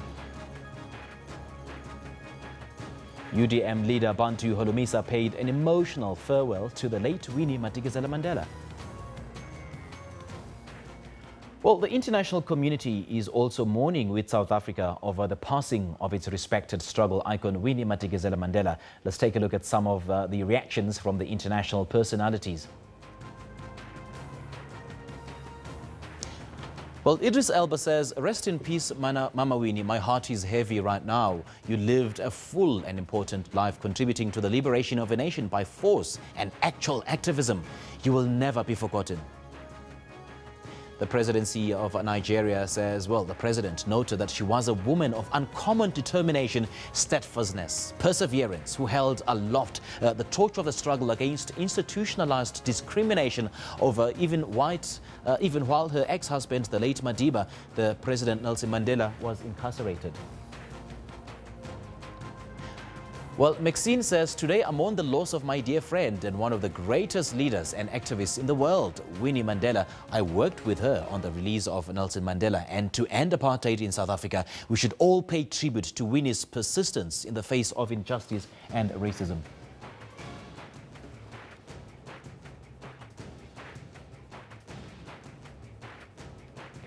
Well, Viola Davis says, "A woman who epitomized how the power of a woman's love, intelligence and vision can change a culture.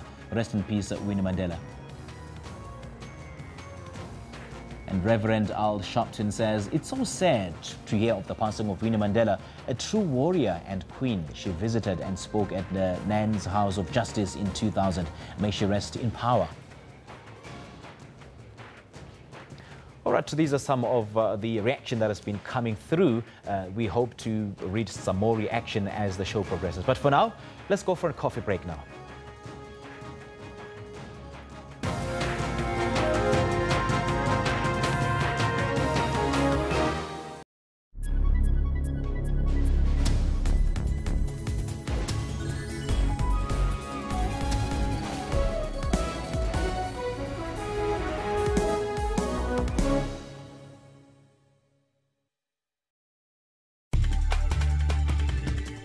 Shervin Brixby's SABC News, New York.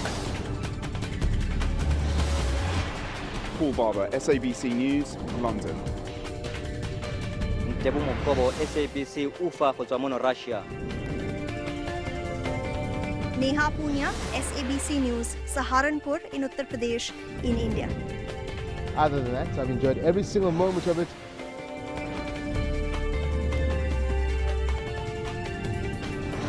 Takwana Ngatani, SABC News, Soweto, Johannesburg.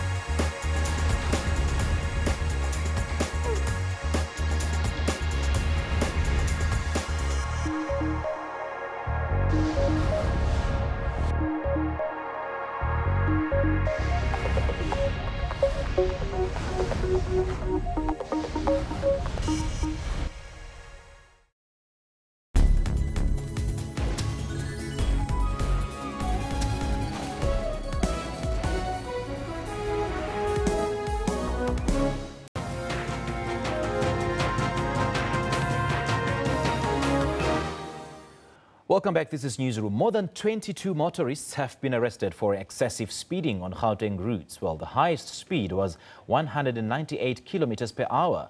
The Gauteng Community Safe MEC, Sizagele Nkosi Malubane, has reiterated that speeding, drunk, reckless and negligent driving are still the major contributing factors to road fatalities. Well, the Gauteng Traffic Police spokesperson Busapi Nxumalo joins me now in studio to give us an overall update on the road safety in the province during the Easter long weekend. A very good morning to you, and thank you so much for joining us. Good morning. Welcome back. Good to see you again in the studio. Thank you very much. All right. How did the Gauteng province fare insofar as road safety? You know, as law enforcement agencies in the province, we've done our best. We were all out, making sure that we've got the roadside checkpoints, the roadblocks were there, starting from Thursday or Wednesday, the Easter, the pre-Easter, just preparing for our law enforcement agencies, their deployment, making sure that we reduce. The mandate is to reduce our fatalities. We don't want to see more people dying on our roads. Yeah. But unfortunately, we've got a challenge of driver behavior. People are still drinking and driving. People are, are driving recklessly on our road, speeding. The highest was 198 kilometers per hour. The person has just decided to exceed the speed limit. And it is unfortunate that at the end of the day, these people that are drinking and driving, they kill innocent people on our roads. So it's driver behaviors and pure. I'm telling you, we were all out there, and unfortunately, the weather didn't favor us. Yesterday, it was Easter Monday, and people were, traveling back. We had a challenge of Moy Plaza on the N3. People couldn't drive through for about 2-3 hours. We were disturbed, and there was a delay. But we anticipated more traffic to come back, volume of traffic to come back from, the N1 Polokwane, because, most buses, more than 4,000 buses went down to Limpopo. Yesterday we had around 3. The traffic count at Mpumalanga Plaza, it was 3,198 vehicles per hour that was traveling back to the province. And the WOOK, which is the toll gate at Heidelberg, it was 2,130 vehicles per hour that was is coming back to the province. So, and also the N12 and 4. People were coming back yesterday. But we still have a challenge of people that are drinking and driving. And we arrested a lot. We arrested more than 300 people for drinking and driving in the province, more than 22 for exceeding the speed limit, of which, as I've said, now 198 kilometers per hour. That person didn't even want to know what is happening. Was just cruising, driving in an excessive speed. But we are happy that our high-speed unit was there, trying to stop people from killing themselves, because like you're trying to commit suicide on our road when you're traveling at 198 kilometers per hour. And putting the lives of others at risk. Other people, yes, at risk.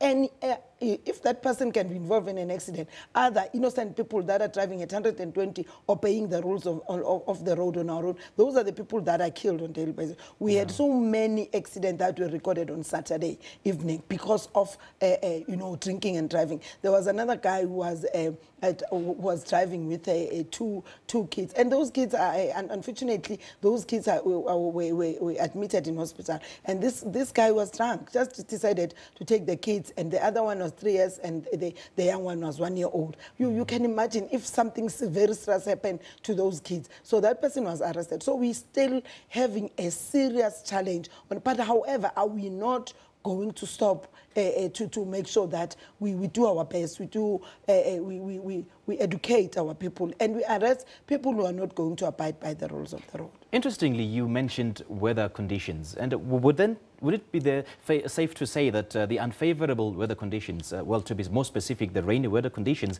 actually hamper the efforts of road safety because there's less police visibility on the roads and traffic offenders just go unabated? No. The weather, it contributes a lot to the accidents. Remember, people just decide to drive at 130 kilometers per hour when it's raining, and it's not safe. That is why we always say to people, please, when it's raining, when it's cloudy, when the weather condition is not okay, you need to make sure that you switch on your headlamps and your wipers are in a good working condition. You reduce your speed limit and the following distance. Those are the things that we always tell our motorists, our road users. Please reduce the speed limit. Make sure that your headlamps are on. That is why we're checking the vehicles, the roadworthiness of vehicles. Because if your tires are worn, unfortunately, you won't be able to stop that vehicle if it's skidding is moving. You can't control it, unfortunately, and it's going to cause more accident. But so during rainy conditions, officers are off the roads? No, they are. We made sure that there's visibility on the N1, on the N3, all the major routes yesterday, because it was we had a challenge of rain. Our officers were there on the N1, on the N3, N12, and N14. We made sure that our officers are visible there up until 2400. But the main things in POA, we can put as many officers as law enforcement. We can take everyone and all vehicles to the road, but people need to behave. Unfortunately, we cannot stop people from drinking and driving. It starts with you. I always say road safety starts with an individual. You must not drink while you know that you're going to drive, because you're going to cause accidents. So we need to change the driver behavior in South Africa. In the Republic, people, they don't take road safety seriously, and people are continuing to die. Pedestrians have died on our roads. I was here last week. I spoke. We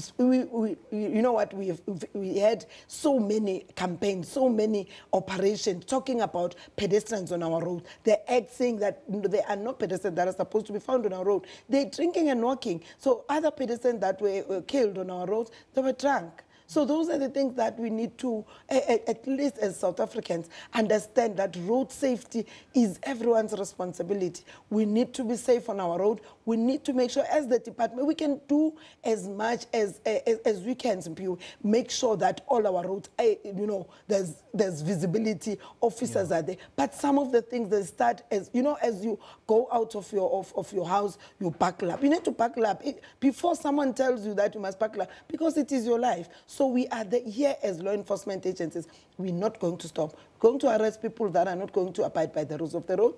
We're going to arrest anyone who is going to be found on our road. We have arrested more than 99 pedestrians. Unfortunately, they couldn't go to enjoy their holidays with their loved ones, and they couldn't reach their destination because of the others, they were going to church. But we're saying the Act says you're not supposed to be found on the freeway.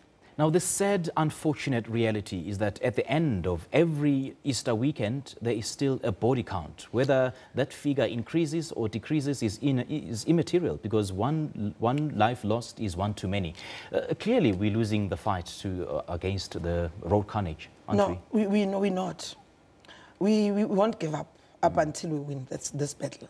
Yes, people are killing themselves on our roads. People are misbehaving. They're driving recklessly. But as law enforcement agencies, unfortunately, we cannot stop to do what is expected from us. But it starts with an individual. I will repeat that, Simpiwe.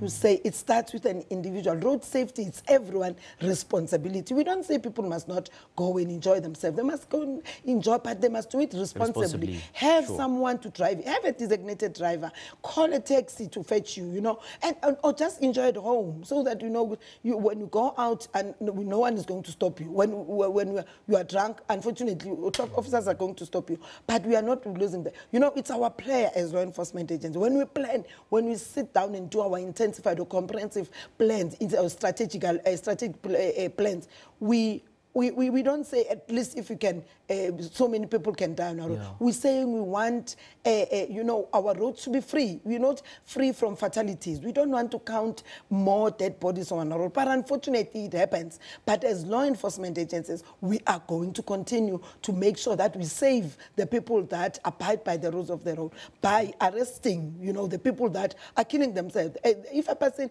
like on Sunday evening, there was a 31-year-old driver that was arrested on the N12, driving from Orkney to Phosphorus on the east. The passengers, the commuters, they said, no, we saw that this person was drunk. There was something that he was drinking. But why can't they report? Why can't they say, no, we're not going to come into this bus. We're calling someone, or the bus company, because there's a number. That driver was found to be over the limit. He was drunk. He was even exceeding the speed limit. So to some extent, the commuters maybe a little bit complicit by failing to report such. Yeah. Unfortunately, our officers were not in the bus, but those are the people that we are relying on to say they must relay the message and report these people that a driver is driving at 98 kilometers per hour in an 80 kilometer hour zone. It's not acceptable, but he has been arrested. Unfortunately, we don't have much time, but then as always, we appreciate your time. Thank you so much for coming through this morning. Thank you, Simpiwe. Thank you. That is the Gauteng Traffic Police spokesperson, Busaphi Nxumalo. All right, we now cross back to Aldrin Sampier, who is outside Mama Winnie Madikizela Mandela's house in Orlando in Soweto. Aldrin, a very good morning to you again. It appears to be a hive of activity there. Tell us more. Well, yes, certainly a hive of activity as mourners keep on coming to the house to come and pay their respects to the struggle icon. But one thing that we have to point out, Simpiwe, is the contrast compared to when her former husband or ex-husband Nelson Mandela passed on. Unlike what we seen in 2013 of December after the announcement of his passing on, where you had struggle songs echoing throughout the streets of Soweto perpetually throughout the days. It's a bit quiet compared to those moments that we saw during the announcement of the passing on of former President Nelson Mandela. Some may argue that it would be unfair to make a comparison between the two, because even if you look at some of the bouquets, the flowers that were laid at the former President Nelson Mandela's home in Houghton, as well as the house here in Vilakazi Street, outside Mama Winnie's house, nothing of that sort, not even one flower that we've seen being laid here. And even the mourners as well coming and trickling in. We've seen a number of politicians who've made their way here, including the likes of Minister of Arts and Culture, Nathi Mthethwa, who was here. I understand that the Minister of Cooperative Governance and Traditional Affairs, Minister Zweli Mkhize, is also inside the house. We hope to speak to him just after he has met with the family. Of course, one thing that we are still waiting for, I guess, as the entire country, is the announcement on where exactly the funeral will be taking place. We know that the funeral date has been set for the 14th of April, but Minister Nathi Mthethwa, when I spoke to him earlier on, did indicate that there will be an interministerial committee meeting that will be taking place, and after that interministerial committee meeting, would there be an announcement on the final arrangements heading up to the final resting place of Mam Winnie Madikizela Mandela. But just on a lighter note, about 2 years ago, I was actually at this house when we were celebrating her 80th birthday. And there was the ANC Women's League here. And later on that evening, there was the main celebration that was taking place at Empress Palace. And Simpiwe, you know, sometimes as journalists, we're asked to just take a step back and remain as balanced as possible. But there was this was one incident where I felt that I'm really starstruck to be standing right in front of Mam Winnie Madikizela Mandela. And I just quickly want you to take a listen to that interview that we had at Empress Palace about 2 years ago as she was celebrating her 80th birthday.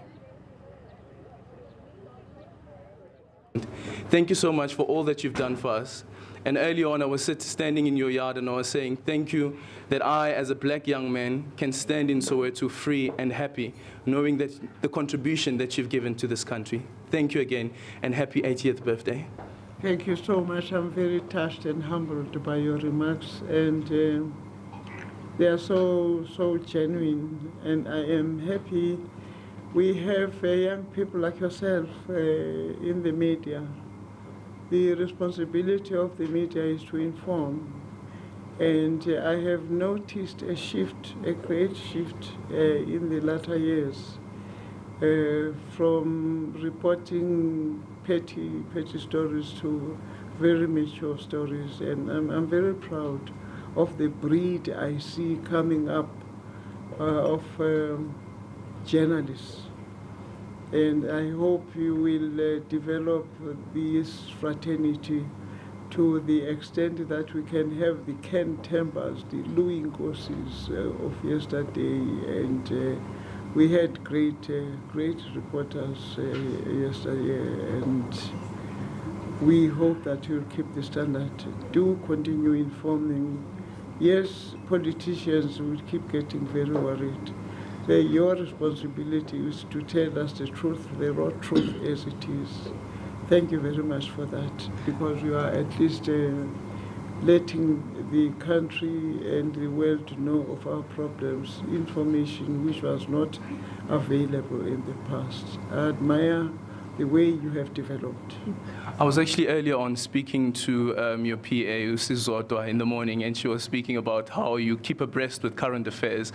And as you've now indicated that it's my job as being part of the media to make sure that I keep the politicians at their toes. Mr. Masina, I'm not saying anything about you right now.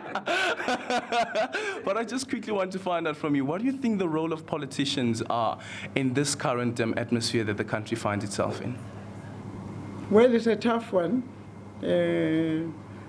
Times are a bit difficult. We are very proud of South Africa about the fact that we do not conceal our problems. You expose us as much as you can, and you are helping us sort out the country.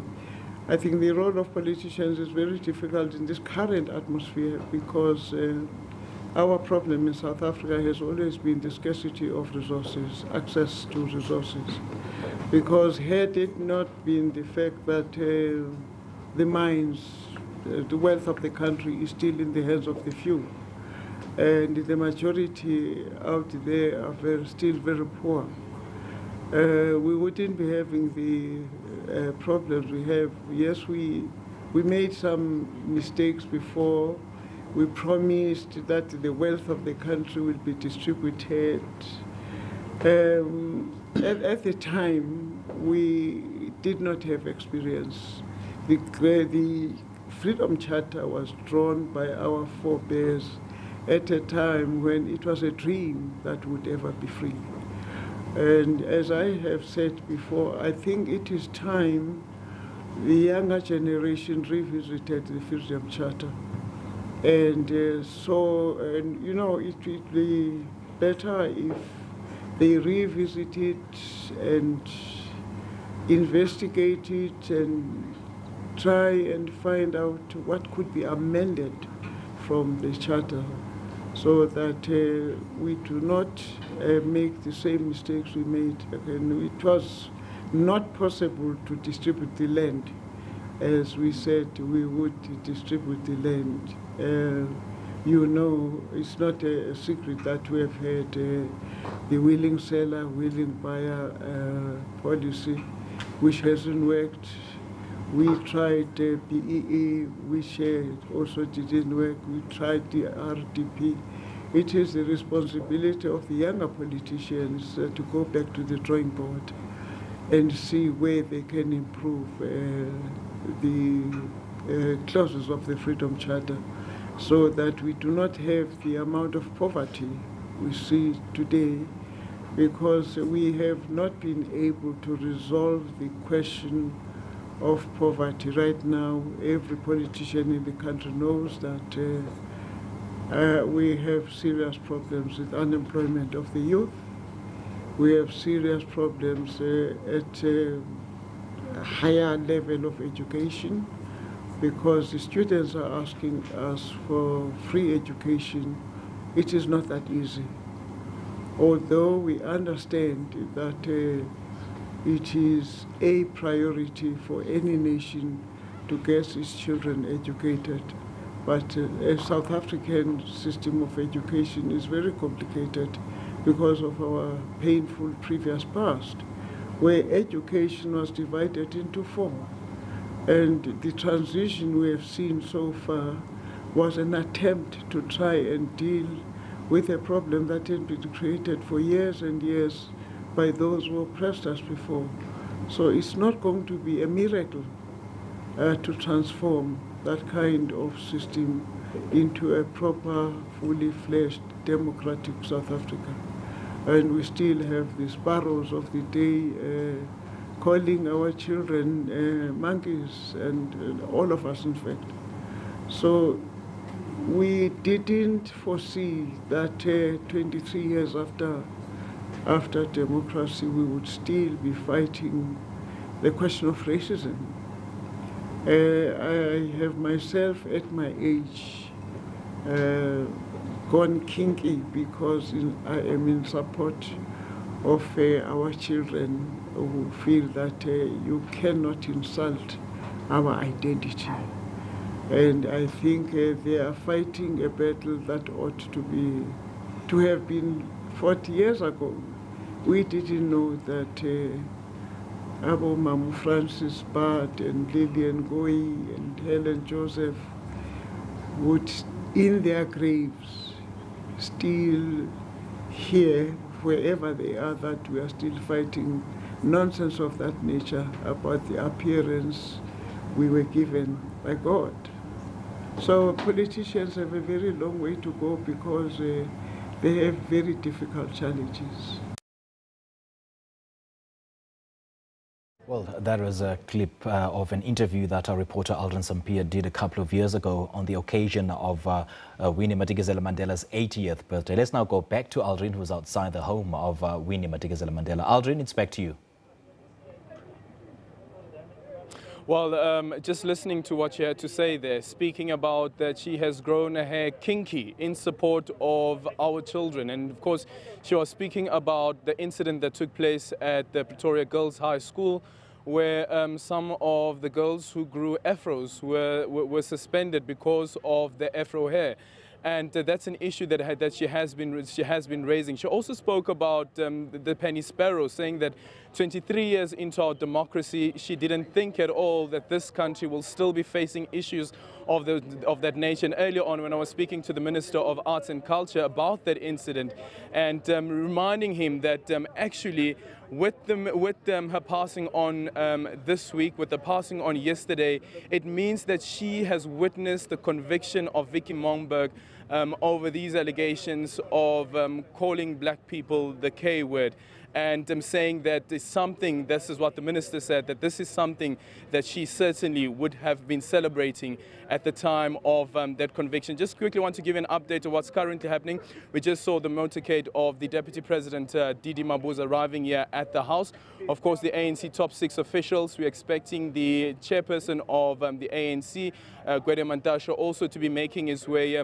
Many media houses also outside here, and I guess the major player that we're really looking forward to speaking to is Julius Malema. Remember that Mam Winnie Madikizela Mandela has been quite fond of Julius Malema. She's always said that her wish is to bring him back into the fold of the ANC, and as we've said before, that Julius Malema has been clear that he will remain a leader of the EFF and he will never rejoin the ANC. So any moment from now, we will see Julius Malema is expected to be here around noon. We've just spotted the Secretary General of the EFF, Godrich Gadi, who is already here. So that's just an indication probably of the advance team that has already arrived here at Mam Winnie Madikizela Mandela's house ahead of the arrival of the CIC of the Economic Freedom Fighters.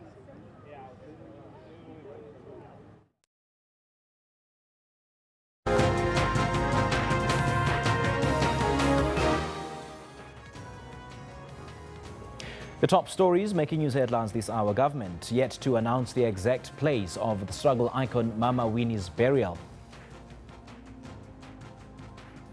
Tributes continue to pour in for the late Mama Winnie. As the country mourns the passing of Mama Winnie Madikizela Mandela, the Eastern Cape province is one of those provinces that are hugely affected by her passing on. She was born in the rural villages of Bizana before she got married to the late statesman here at Mthatha. Also coming up this hour, the birthplace of the mother of the nation mourns with the rest of the world. It is 11 a.m. Central African time. A very good morning to you and a warm welcome to Newsroom on SABC. I'm Simpiwe Ngwana. Thank you so much for joining us. This is the top story.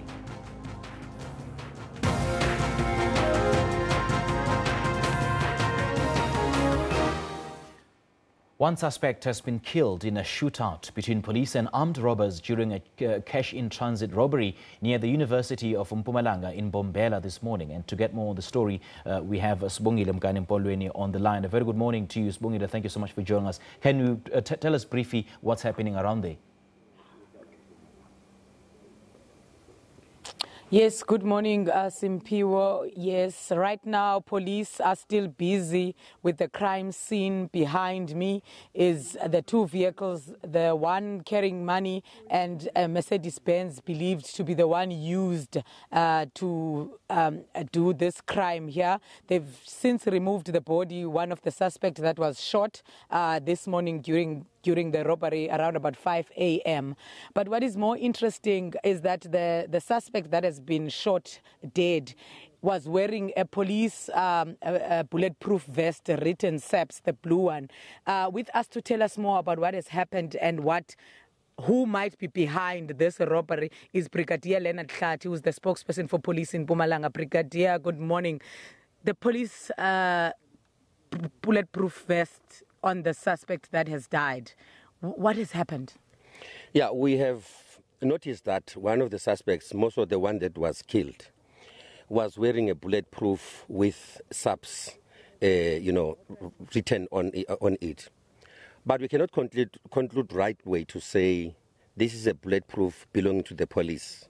We have got ways how can we lodge an investigation for us to determine whether it belongs to SAPS or not. But yes, we've seen it that there are police, names on it. We are still going to probe and check as to whether it really belongs to the police or not. If it is true that it belongs to the police, we are also going to further our investigations to check as to where was it stationed. Because each and every member, when issued with a bulletproof, we are able to trace that so-and-so was using this particular bulletproof. We also understand that also on the crime scene is a police vehicle, a bakkie, unmarked vehicle, also belonging to a police station. Have you established that one? What was it doing here? Is it part of the crime? And who is the driver and where is the driver? Yeah, as you can see right now, the driver was shot. He's lying in the hospital as we speak right now. He's a police officer. However, one cannot conclude all the facts currently because you can see that it's still early in the morning and the investigation is still on. We've got our crime scene managers that are still busy at the scene. We have got those that are collecting information for those that are supposed to investigate this matter to carry it forward. One cannot arrive at a conclusive conclusion currently, because we are still gathering evidence to check as to this particular member that was shot here. Was he part of the daring gang, or was he passing through to go and do work business? We do not know currently. But at this stage, we know that investigations are still at a very early stage, so nothing is confirmed yet. But you can't rule out that police might be involved, considering the bulletproof and this police vehicle. Looking into these recoveries, one cannot, yes, rule out. However, one should also bear in mind that investigation might take another 10. So let us wait up until a proper investigation is made for us to say exactly or indeed police were involved or not. Brigadier Leonard Hlathi, there's been a spate of such incidents in the province, even last year, where these cash and transit have been happening. What is the police in the province planning to do to try and curb this crime? I do not think that it should be police that must plan to try and curb this crime. These crimes are happening, or they are, a subject of the owners of this business. For them also to come with measures, how can they circumvent this type of crime? We are definitely working together with them. However, ourselves with these people also, we cannot stop these things. We need the broader society to come on board to assist us. We know for a fact that criminals, if they're committing crime, they're not coming from any other planet other than the one where we're living. So we are saying that your brother, your sister, if you know he is involved in this particular crime, he's driving lavish cars, he's staying in beautiful houses, but you know for a fact that is not working. It is for you as a society to come to us to say, you should investigate my brother or my sister because I'm seeing something that is sinister. Lastly, Brigadier, what was recovered here? How many suspects have been arrested, or how many suspects are at large? We do not know currently how many were these guys that came here, but we've got one that was shot and killed during a gun battle between the suspects and the guards. So we have got also the police officer who has been also shot. He's lying in the hospital. As I said, that we're going to flare up our wings in terms of investigation to check his availability around this particular scene. We have not yet arrested any other suspects currently. However, we are sure that through the help of the community members, we will be able to lay our hands on them. Thank you. That was Brigadier Leonard Hlathi from the police in Mpumalanga. Robbers walked away with undisclosed amount of money, and 2 cars were recovered here. One, a BMW X5, which was also used in the crime, and a Mercedes-Benz that is behind us. As he said, no arrests yet. Simpiwe. All right, Sibongile, thank you so much for updates. That was Sibongile Mkani speaking to us in Mbombela in Mpumalanga, wherein a cash heist took place a short while ago. The government has yet to announce where struggle icon Winnie Madikizela-Mandela will be buried. President Cyril Ramaphosa said last night that she will be accorded a special official funeral on the 14th of this month. Speaking outside her Soweto home, the president expressed his sadness at her death and paid homage to Madikizela-Mandela's commitment to the fight against apartheid. Winnie Mandela lastly leaves a huge legacy. And as we say in African culture, a gigantic tree has fallen. She has been one of the strongest women in our struggle, who suffered immensely under the apartheid regime, who was imprisoned, who was banished, who was treated very badly. She seemed to have gotten over the health challenges that she was going through. Now she's gone, and in a funny sort of way, the nation was ill prepared for her early departure, and people are grieving very, very deeply. Mama Winnie spent 9 years in exile in the isolated Free State town of Brantford. Our reporter Phumelele Mdalane is in Brantford, and we spoke to her earlier about Mama Winnie's banishment there. Here in Brentford, this is the house, the inside part of the house where Mawini Madikizela Mandela spent her 9 years when she was banished in 1977. But with me right now, I will be joined by Uzanele Matiwane, who is the Bambisandla Sam Foundation. He will be taking us through to what the foundation is all about, because when I was talking to him, he said a lot, but now let's just talk to him just to find out what the foundation is all about. Good morning to you, Zanele. Good morning to you. Of course, the passing of Mawini Madikizela Mandela is said for everyone. What can you say about your foundation right now? Yeah, from the foundation, we send our deeply condolences to the family, and we are hurt, but Mawini played very vital role in Brantford. And now, if I can table them out, you will be interested that this foundation of young people gathered together to make sure that Winnie Mandela's spirit lives in us in Brantford.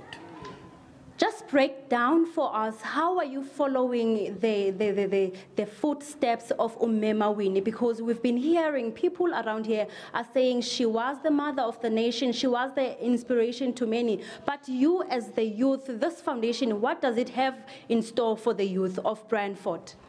Yes, we as the youth of Brantford, we feel that the story of Winnie Mandela is not enough, because there's new generation that is coming up and they must learn about participations of Winnie Mandela in our community.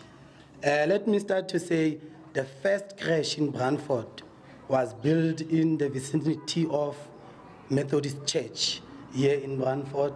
Then he also makes sure that COSAS at Matsidiso High School is formed under the leadership of Bamba Jackson, and he makes sure that she opens up a kitchen soap in his yard, and there was also a clinic in the very same yard. Now, as young people, we gathered together to say, let us come up with a way to show that we thank Mama Winnie Mandela. She was called Mamani in this community of Brantford. I can say Winnie Mandela played a role of which she makes sure that all community of Brantford,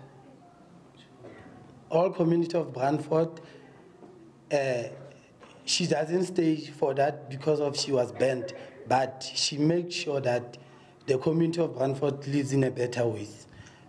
Now, as Bambisandla Sam Foundation, we gathered together as young people to celebrate her life in Brantford. Firstly, in 2016, we had an event of Winnie Mandela celebration.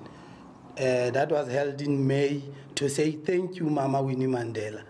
The second event was on 2017, whereby we tell the untold story of Winnie Mandela.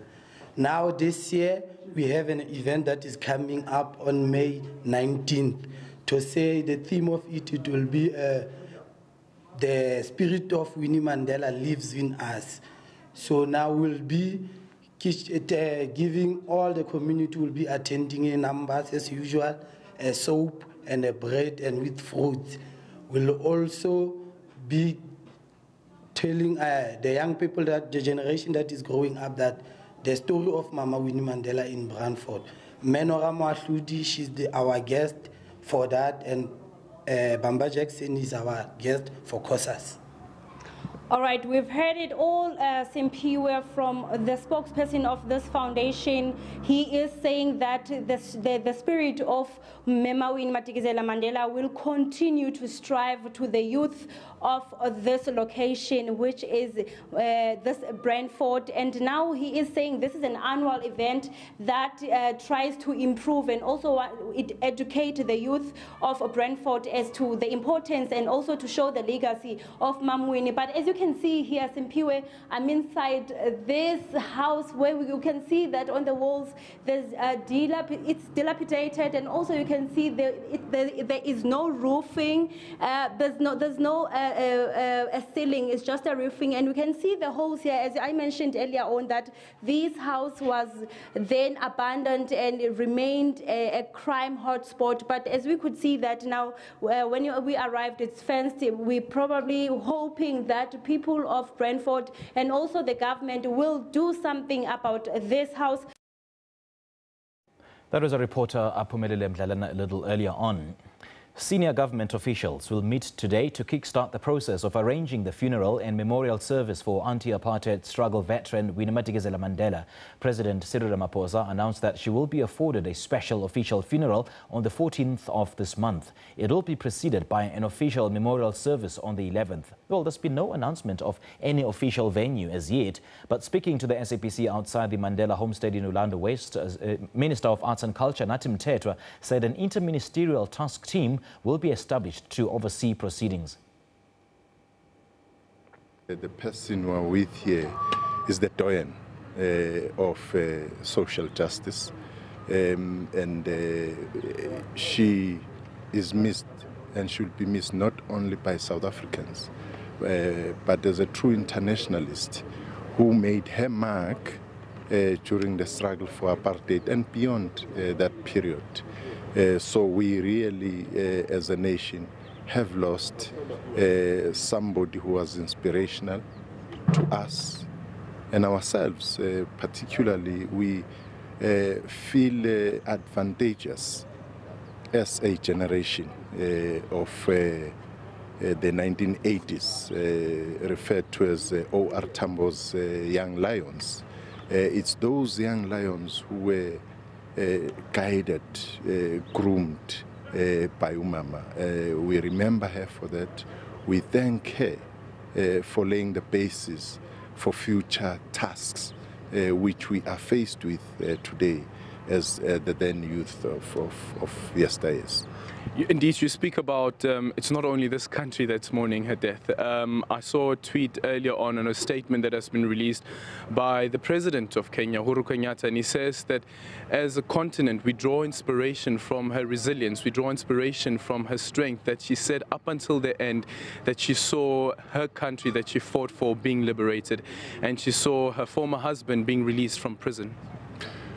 When you listen to all of them, you'll find one thing which they appreciated a lot around the continent or across the continent has been more of her courage, her selflessness. You know, in some instances you would say she was unorthodox. She would come up in her own way and put across her own views, no matter what you feel, but she would have said. And that for her has earned respect across the globe, on the continent. Leaders in this continent will never, at all times, will always refer to her and what she did for this country. Winnie was also involved in the 1976 Soweto uprisings, which saw school children boycott the use of Afrikaans as the language of instruction. She founded the Black Women's Federation and the Black Parents Association. Both these organizations were affiliated to the Black Conscious Movement, which rejected the notion of white supremacy. Now we're joined in studio by Seth Mazibuko, who was the youngest member of the Student Action Committee that planned and led the Soweto uprising. A very good morning to you. First and foremost, the common sentiment is that a giant tree has indeed fallen. Who was Winnie Madikizela Mandela to you? You know, I see that you are also indicating that she was actually with the first parents that formed themselves into the Black Parents Association. Yeah. And Mama Winnie, the parent side of her, was on the very day, June 16. And when the police were busy with their bullets and busy, you know, with tear gas and all that, the very first elderly voice that we heard that was asking us as the leadership of that time to screaming that they're killing our children was the voice of Mama Winnie. At some point in the corner of Muwema and Vilakazi Street, that is where the confrontation with the police was. That is when Mama Winnie went directly to the police and said, if you have to kill these kids, you'll have to start with me. And it was Mama Winnie who even immediately thereafter started, asking us that now, because these guys are up on killing you, please let's stop. Let's go up to the, there's a hillock around Orlando West in that area. Let me go and speak to you as children, and then let us take up this struggle, as parents. Please leave it to us as parents. Now, I'm trying to say to you, the very first parent voice of 1976, the very first mama's voice, the woman's voice was Mama Winnie. And this was a woman who was prepared to eat the bullet for children and for women. This is a woman who did not know how it is to have a husband, but who knew how it is to have children beyond the two that she had under her shelter. Yeah.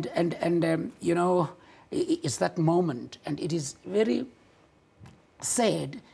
Maybe even before that, let me be quick to also indicate that after the Black Parents Association that Mama Winnie formed, there was, before even that, the Committee of 10 that Mama Winnie led. Dr. Motlane was in the Committee of 10. There's another woman who's also not being acknowledged, but who has now passed on, Dr. Helen Kuzwayo.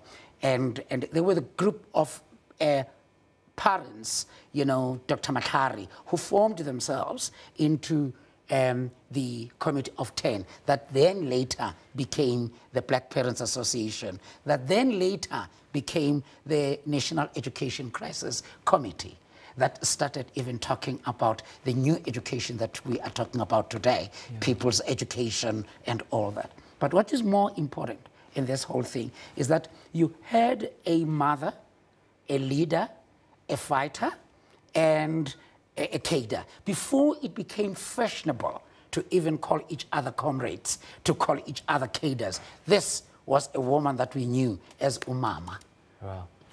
Her struggle just started as Umama, nothing complicated, nothing a cadre, nothing militarized, nothing comradarized. She just became a mother. I remember when I went to Robben Island, not before that, when under Section 6 of the Terrorism Act, I was taken in solitary confinement for 18 months. When my parents, my mom was, so sad, my mother was down. My mother's spirit was down.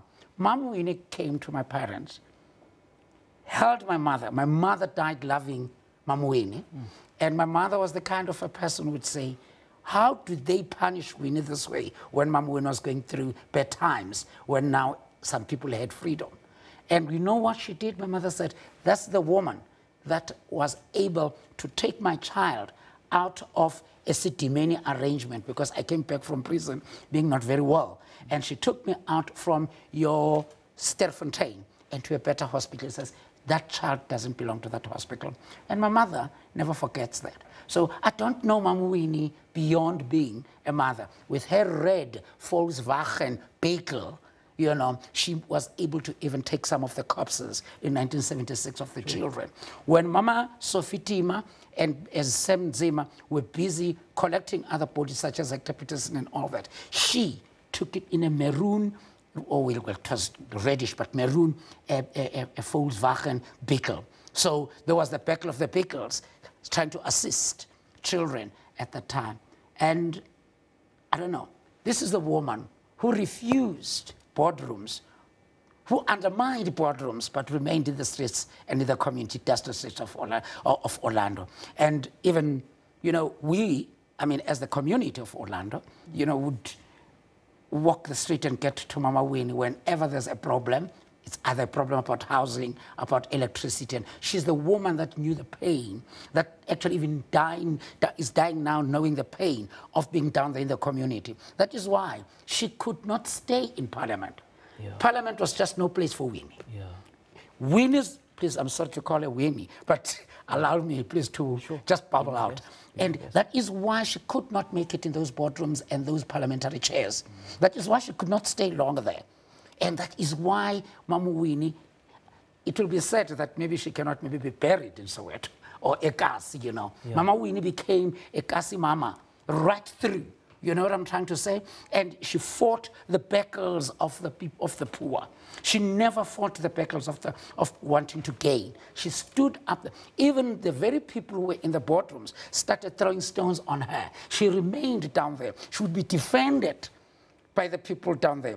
Talk stomp is issue. Some of Mama Winnie's dirty hands, it is because she was dealing with dirty issues. Right. She was picking up dirty issues. And she was never a person who'd go for clean environment, as clean as in politics. That now speak that way, you know, defend that way, stand that way. And Mama Winnie will be a mother in the street.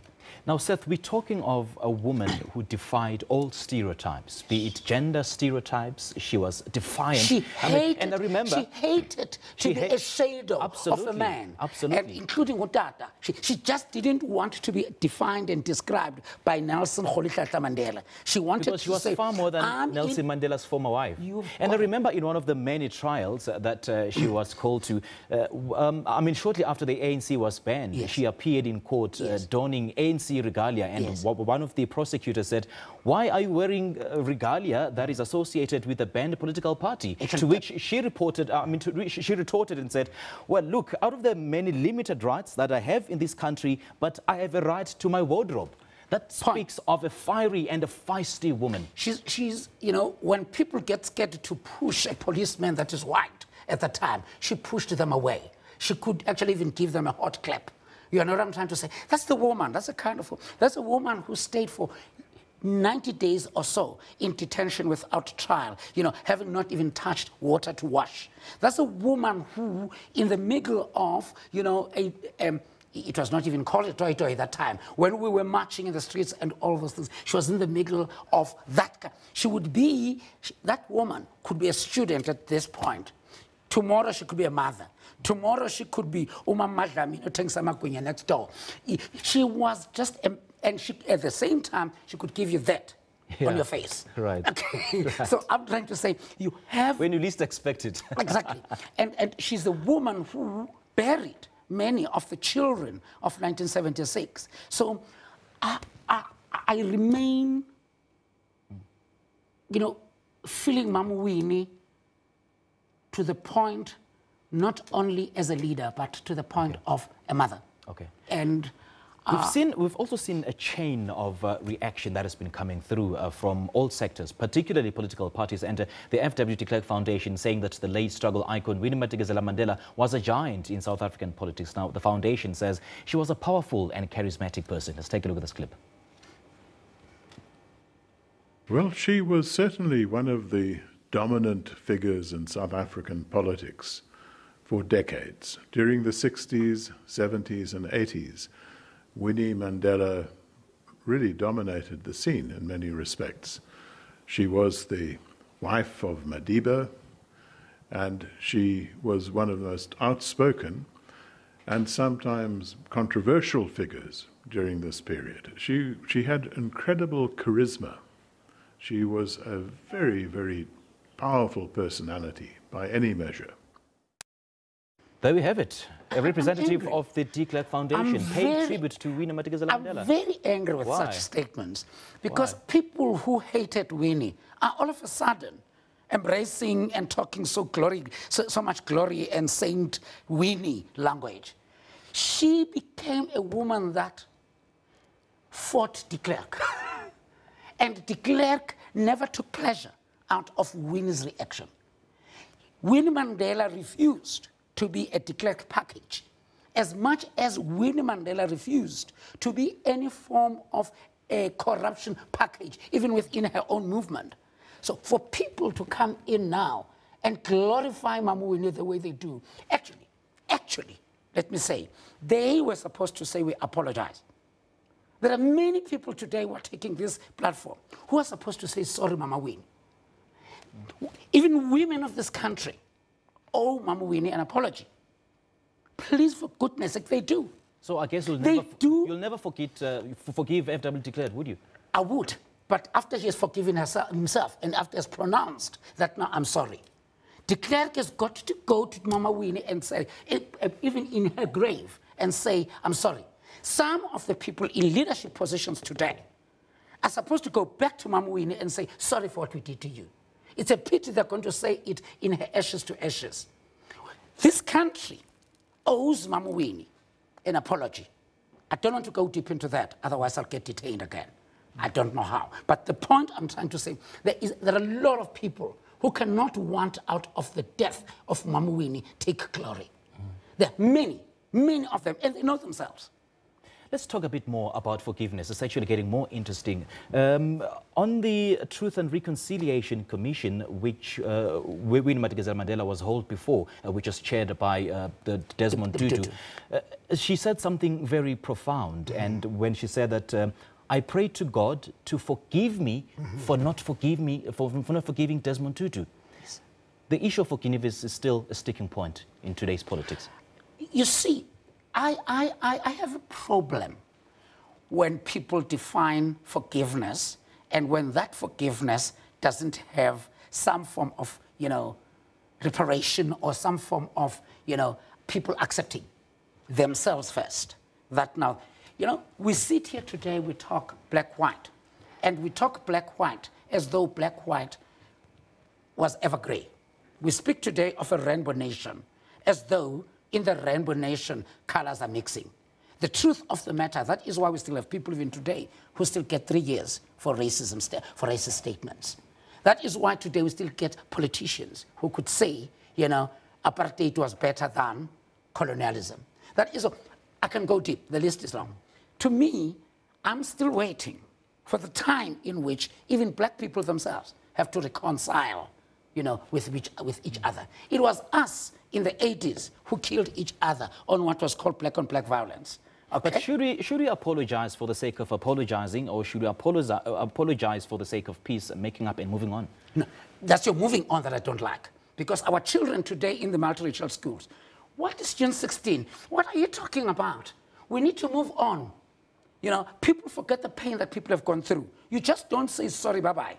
You've got to say sorry, and what are we doing about it? And an apology and reconciliation is something that you work on. It's not an overnight thing. It's not, as you say, move on. It's an easy, you microwave pain, you microwave reconciliation. You don't do that. And I'm actually reading from part of a statement that you made after the TRC commission that Desmond Tutu wants me to apologize for apartheid. I'm not going to apologize for apartheid. Definitely. I'm joining that voice. Definitely. Bishop Tutu was with Mama Winnie in the Committee of 10. Bishop Tutu was our father when Mama Winnie was our mother in those days of 76. And I'm still saying, Desmond Tutu, yes, you can be a bishop, you can be whatever, but please, please, some of us maybe were born out of Winnie Mandela's tradition. We are saying, we still have, I did not go, for instance, for that peace and reconciliation, because I felt it doesn't call for me to be acting there with tears and all those things and then saying forgiveness. No, I didn't go for the drama. It's for your business, you guys. Act one, scene two, cut. No, I don't go for that. What we needed to do, we needed to really deal with the pain. And there's no money that can pay the pain that people like Mama Winnie went through. There is no money. What we need in this country, I'm still waiting for a period, a year or two, where we'll sit down as black and white and say, how did apartheid cause you harm? Yeah. And what did apartheid do to you as a white person? Then we can embrace, how do we treat it? How do we go forward? We are still having these, sporadic incidents of hate, of loath, of detest, mainly because we've never dealt deeply with that part of apology. That is why I'm saying, not only does apartheid owe Mama Winnie an apology, but even democracy after 1994 owes Mama Winnie an apology. Yeah, and there's been an outpouring of support from all sectors, particularly the international community and the African Union Commission, saying that Africa has lost an icon on liberation with the passing of Winnie Madikizela Mandela. It expresses its condolences to South Africa and the family of Winnie Madikizela Mandela. And Coletta Wenjohi reports from Addis Ababa. The chairperson of the African Union Commission, Musa Faki Mahamat, says Africa will forever remember Winnie Madikizela Mandela as a fearless campaigner who sacrificed much of her life for freedom in South Africa. The African Union honors her for what it called never relenting her struggle or wavering in her commitment despite imprisonment, banishment and decades-long separation from her then-husband Nelson Mandela during his imprisonment. In 2017, the African Union awarded Winnie a Lifetime Achievement Award in absentia. This was in recognition of the way she paved the way for women in the struggle to end apartheid and fought relentlessly for their rights and welfare in their country. Heads of state from different member states of the African Union continue to express their respects and praises for a woman whom they term as a heroine of the continent. Coletta Wanjohi, SABC News in Addis Ababa, Ethiopia. Heads of state have joined South Africa in mourning on the passing of Winnie Madikizela Mandela. And I've been reading quite extensively on some of the publications, international publications, but then they are sidelined a bit because they focused more on the negative aspect of Winnie Madikizela Mandela. It's a pity because we're sitting in a country, continent, and maybe the world that is very, very, very scarce with truth. I always say that. They just don't come out and say, this is the truth.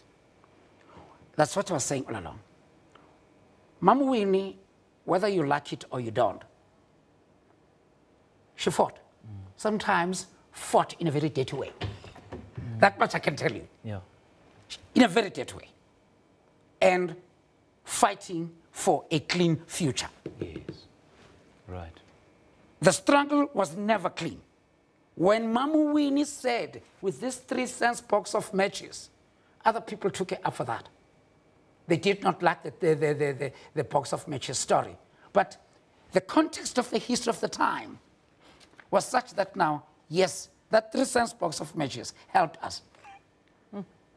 Actually, people should be saying to Mama Winnie, very less guns were used, more matches was used to free us. And if there's ever an honor that has got to be given to a brave, it's a pity that again when we write, you guys in news, write less about the victories of women. You write more about the victories of men, even in the struggle. Wherever you write, there is a lot that Mama Winnie might have done. That's why I'm saying the struggle that Mama Winnie fought in the streets made her dirty. And there was no one, when we came back from war, from apartheid war, there's no one who came to Mama Winnie and said, how do we cleanse you? No one came and said, instead, people wanted to make her dirty, even dirtier. Yeah. And unfortunately or fortunately, she stood by those that she fought for. She remained there. When others were packing their bags to Sandton, she said, I'm remaining in Soweto. Yeah. I'm going to touch on that as well as an extension of how humble Winnie Madikizela Mandela was. And her humbleness was very heroic. Heroic indeed. And Bantu Holomisa actually said in his paying tribute to the Mandela family, Winnie showed the women of South Africa that you don't have to carry a gun. You don't have to be a man to liberate society. That speaks a lot to the anti-patriarchy that Winnie Mandela always fought against. And she herself has been an extension, well, she's been called as an extension of Nelson Mandela, yet she was a right. I mean, she was a woman leader in her own right. She refused, actually. And she refused. She fought against just becoming an extension of Nelson Mandela. She said, I fought the struggle, not because there was a Nelson Mandela in Old Robben Island. Okay, and that who carried the international. No, she refused. Mama Winnie is like many other mothers. Let's not just put it on Mama Winnie. Where is Sobuwe's husband? I mean, wife. Mama Sobuwe's, she's in the background. And no one speaks about the role that that woman played. Where's Mama Tuping? And the list can go.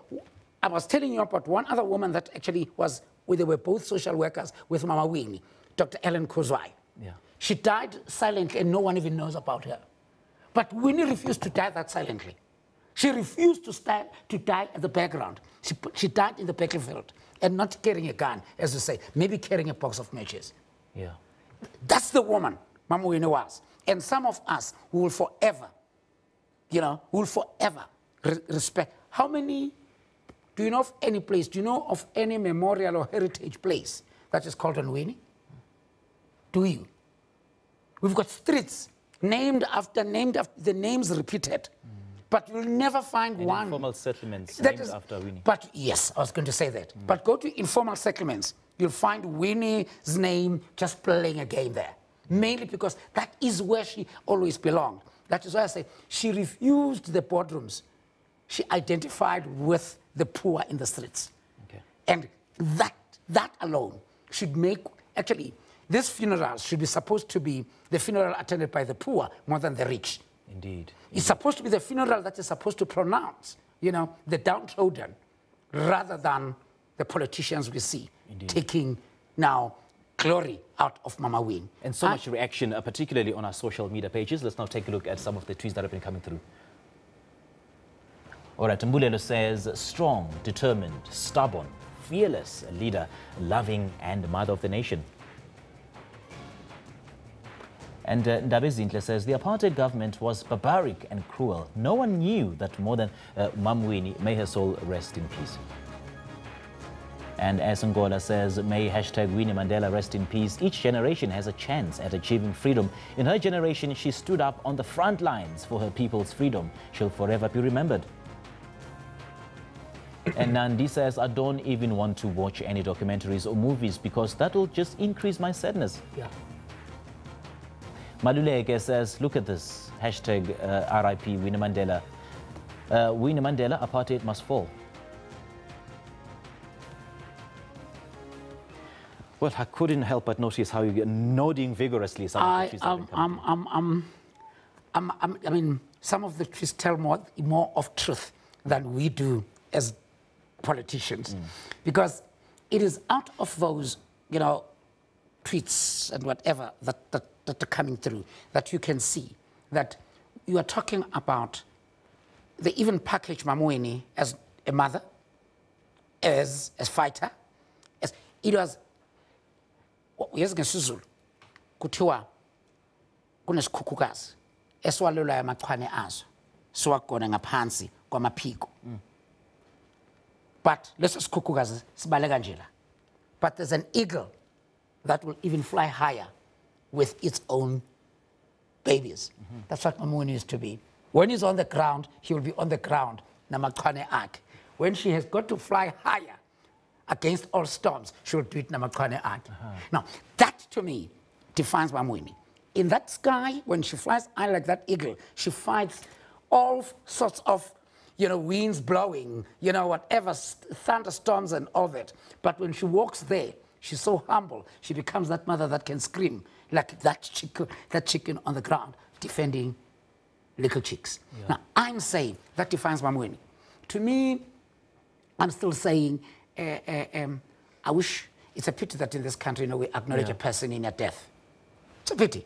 Just a pity. I wish there was a monument or something that can be put on Mama. Look at this. Now. But then we don't really need a monument to remember her. I mean, I'm reading, I want to go back to the issue of, can I just, before that, talking of monuments, humility. She spoke to a political editor a couple of years ago, and when Sophie, our political editor, asked her to talk to us about who Winnie was, and she just laughed. She said, well, I'm not vain. I don't want to talk about I.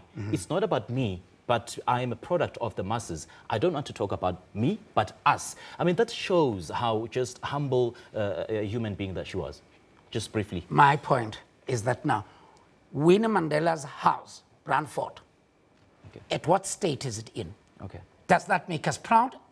In burying her in elegant places, but the place that remembers her pain is in that debt. I'm challenging that. Maybe even well before the funeral, they must clean up that mess. And to me, when I talk about monuments and places to remember Winnie, go to Brandfort, clean up that house, make it a place that the community, as Mama Winnie always did, can gain from it. Right. Just like Mandela's house in Vilakazi Street, let us have in Brandfort to remember Winnie, a Vilakazi Street. Right. Seth Mazibugu, thank you so much for joining us. We appreciate your time. Thank you. God bless. All right. That is a political activist, Seth Mazibugu. Well, meanwhile, the children of Soweto are also mourning the passing of Winnie Madikizela-Mandela. Our crew caught up with some of the children outside the Soweto home, where crowds gathered last night to pay tribute. Mom Winnie was a wife of Nelson Mandela, and I feel so very sad about the pass of Mom Winnie. I'm very sad that she's passed away. I feel sad about her. And the shame that she left for her kids and her grandchildren. Well, UDM leader Bantu Holomisa paid an emotional farewell to the late Winnie Madikizela-Mandela. He says she often was a controversial figure, and whether one agreed with her views or not, she must be admired for the fact that she never lacked the courage of her convictions.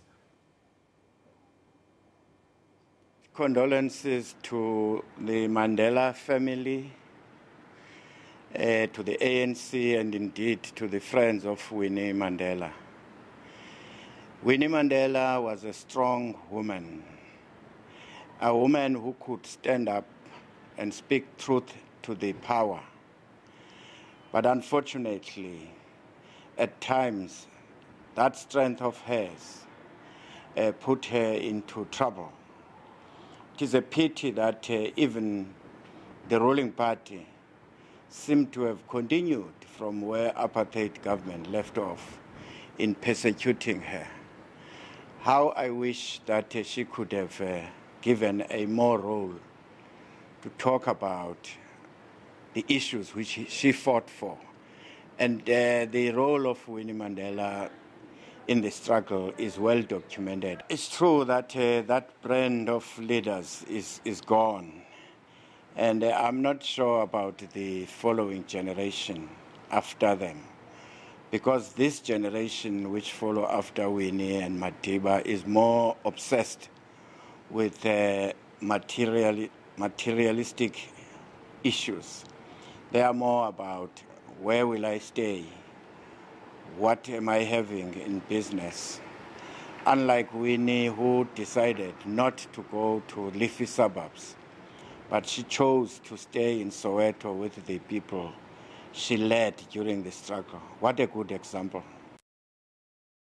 One of the big news this past week was the implementation of the increase of the value-added tax, which is known as VAT. And the South African Revenue Service, as we do understand, has failed to meet its, the revenue collection target for the 2017-2018 financial year. And the Revenue Service has collected about 1.216 trillion rand, much lower than the forecast of 1.2 trillion rand announced by the former Finance Minister Malusi Gigaba. Let's now cross live to the South African Revenue Service's media briefing. Funds that were trapped in our credit book, and we reduced that by 12% over the past year.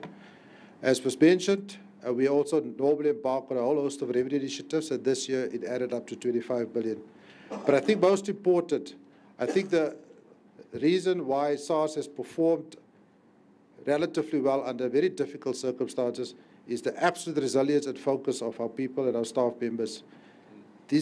Our staff has worked ceaselessly over this Easter weekend, and over those public holidays collected an additional 1.5 billion rand. So there might be some annoyed taxpayers out there, but we will buy them something nice to calm them down. We have also more effectively leveraged our regional structures to allow people to work across silos and to cooperate better. So our auditors are talking to our collectors are talking to our front office staff, and we find that to be key to make sure that we are optimal and that we remain optimal. Of course, going forward, there are many challenges that remain. I've briefly alluded to some of them. The challenge of large business that are not growing.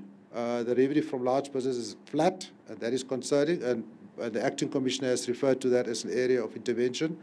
And then, of course, all the other areas that we've identified and that we will go into a lot of soul searching going forward that we need to fix to be able to deliver the big amount of 1345 billion for the next year.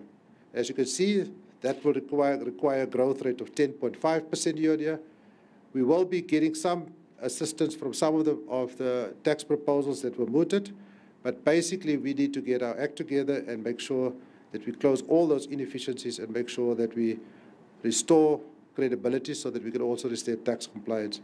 Like I said, most of this, or all this materials in your media will be in your media packs, and we will be engaging post this further if there should be any further questions. Thank you, Commissioner.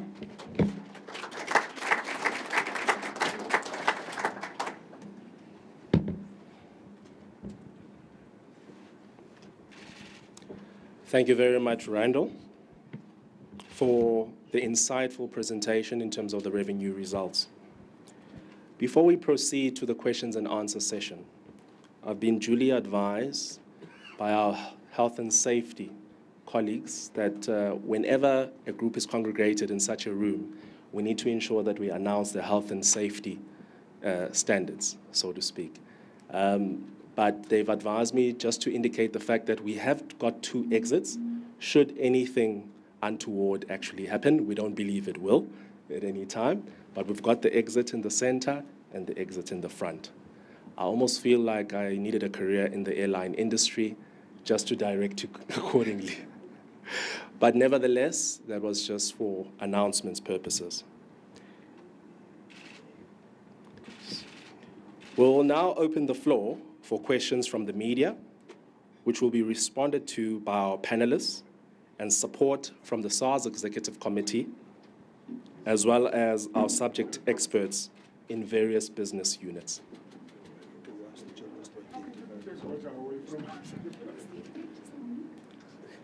So firstly, I'd just like the ushers, in terms of the microphones, to ensure that they are ready, both on the right and the left-hand side. Thank you. And then our colleagues from communications, in terms of scribing, to ensure that no question is left unanswered, that you can please ready yourselves to jot down those questions. In terms of the approach, we'll have 3 rounds of 3 questions each, and if need be, we'll consider whether there's a need to open up an additional round. So in terms of our colleagues from the media, when you do want to ask a question, please assist us in terms of indicating who you are, which media house you're coming from as well. Okay. Okay, the lady there, the lady there. Thank you. Anyone more for the first round? Okay, we'll go with 3. So 3 ladies, Hillary as well. Yes, ma'am. Thank you very much. It's Mariam Issa from Finweek. My question, I think, is for the Minister. Since we have the upward revision to last year's growth rate, is there any change to the projected budget deficit for last year? And there are discussions going on about adding to the zero-rated VAT items. Are you at all concerned that the addition of more zero-rated items will make inroads into your projected revenues for this coming year? Thank you. Thank you. Yes, ma'am. Can I? Hi, hello, Minister. I think my question is also directed to the Minister. I'm Renee Volgraaf from Bloomberg News. My question is pretty similar to Mariam's in that, given that we now have preliminary revenue numbers for the 2017-18 fiscal year, can the Minister give us an indication maybe of how far off we'll be from the 4.3% deficit that was presented in the February budget for this just past fiscal year? Thank you. The last one, Hillary.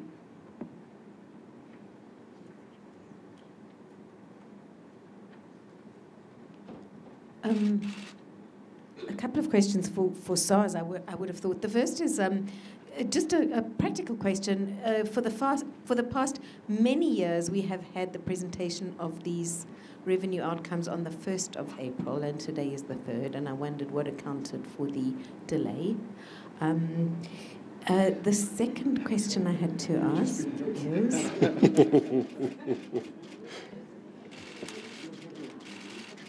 And we have, by the way, previously had results published on a Sunday, so I don't think it was merely the Sunday issue. Another question is, could you detail the trend in the refunds? I may be wrong, but I don't recall you presenting the numbers net of refunds in the previous couple of years. So my question, in essence, is this a are you presenting more transparent numbers, if you like, than have been presented to us in the past couple of years? Are the refunds higher? Does that mean that you have ceased to hold back refunds to flatter the figures, to be perfectly honest, as has been done in previous years? And just final question, the contraction in the dividends in March, was that because the previous year people were sort of upfronting the dividends, and that also sort of flattered the previous year's figures, and those were dividend taxes that should have come into this latest 2017-18 years. Thanks very much. Thank you. If our panel is ready, we'll now ask the Minister to assist with responses. Thank you very much. You know, when you said it'll be 3 rounds of 3 questions, some of the skilled and veteran journalists decided to ask more than 1 question, so that you have 6 questions, at a time. Well, but we will remain transparent enough not to say they shouldn't. But thank you very much for the questions. And Hilary, I hear you say at some point, indeed, you did have results or revenue figures announced on a Sunday. We were just thinking for you. We thought you might not be available. We thought it was all in good spirit. Let's wait for you guys to recover from it's a very long weekend, because it wasn't just, a day or 2, but poor SARS staff never stopped. They did work even during those days. But the numbers were already available. Mark was already sending the numbers, but we thought, let's give you a chance, guys. And that's why you're hearing your numbers. But indeed, Marian, the budget deficit numbers will be impacted positively, slightly, but very slightly. As you know, that there are other things to take into account, including also that our fiscal consolidation also looks at our expenditure as well. So there are quite a number of factors to take into account. We will be publishing a revised numbers after that. But at the moment, there's this very slight change. It's estimated at about 0.1%. It's very small. But there will be a formal official publication. She's unhappy with my response. Do you want to allow her to do that? No, allow her to raise that follow-up quickly. Thank you very much. I was under the impression that if growth is more than expected, which it was, the ratio actually deteriorates because of the revenue being roughly the same and growth going up, purely a technical thing. Well, yes, technically that's the number. But as I said, there are quite a number of other numbers to take into account. It's for that reason that I can't give you an outright answer now. We will just have to work that out, taking into account how that has panned out. Yeah. Okay. The zero-rated goods, we already have tasked the Davis Tax Committee to appoint a panel to deal with the zero-rated goods. But one of the things that I think we should also emphasize, because you also are the voice of the public, and when we talk in open spaces like this, I think we should also emphasize that perhaps consumer education becomes critical during times like this. I think we should now all begin to look at our trolleys when we load them. Start using your calculator to see exactly, one, whether you're buying things because you really need them, or you're just buying them because it was a good Easter weekend and it's nice to buy those nice things. But I think consumer education becomes critical, so that even the least that we had, we actually take full advantage of. And I don't want my basket as a poor South African to look like Luther's basket. Allow Luther to load all these luxury goods, and I will actually go easy on the stuff that he buys, And when he goes into the shop that sells his designer suits, I would rather defer to, to the one that sells the more modest. That would suit me. But I think consumer education becomes critical on a more serious note. But we will await the outcome of the panel, and we are expecting them to work with speed to have full consultations and advise us accordingly. So this is on track, and I think, where's Momo? We have appointed the panel already, have we? Yeah, Minister, it's in a process of just getting people to confirm that they're ready to serve on it. Yes. And we've also said that terms of reference will be published within the next week or two. Yeah. And the review will be within the fiscal framework that Parliament has already adopted. Yep. No, thank you. And yeah, perhaps I think the question from Bloomberg also was in line with the question that Marion had asked. Again, we will actually be publishing the numbers officially. That will talk to how the numbers get impacted, how they change. I just hope that covers you. If it doesn't, you wanna. I see you are protesting very, very mildly. Resting face on today, Minister. No, I mean, I was just thinking, given that we have the revenue numbers for the just past fiscal year, I mean, I understand that obviously there's a lot of reconciliation that still needs to be done on different sides. I mean, but I know sometimes in the past the Treasury has been able to give us, an indication of we will be in line with what we said in February, or we will be quite a bit off from what we said in February. And I don't expect you to speculate. I was just wondering whether you've made the calculation to see. I mean, Julius Malema has just arrived in Orlando West at Winnie Madikizela Mandela's home to pay his last respects. Let's cross to that now.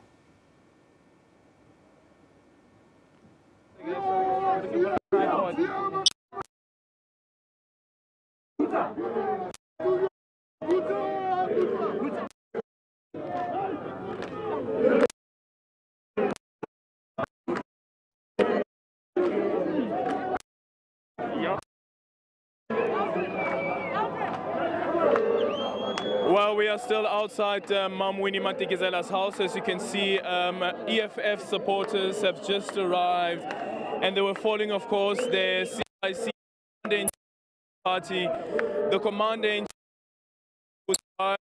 top officials of the EFF, including the chairperson of the EFF, Dalimpofu, who was here yesterday as well, after the announcement was made of Mam Winnie's passing on. And the CIC, of course, being joined by the Secretary General of the EFF, Godrich Gadi. They just walked into the house at the moment, and hopefully when they come out, we'll get a moment to speak to them. But quite interestingly is that as Julius Malema's walking into the house, the person that he'll be meeting at the door or inside the house, who's part of those who are mourning the loss of Mam Winnie Madikizela Mandela, is the former president of the ANC, the former president Thabo Mbeki, who's in the house with his wife Mayor Zanele Mbeki. Quite interesting visuals here outside Mam Winnie Madikizela Mandela's house. I have to say that since the start of the morning today, this is the most activity we've seen throughout the day. There were a few ANC Women's League members, not more than 10, who arrived in the early hours of this morning, but quite clearly they have been outnumbered by these EFF supporters and EFF members who are here with their commander-in-chief. I'm just going to try and see whether I can speak to some of them.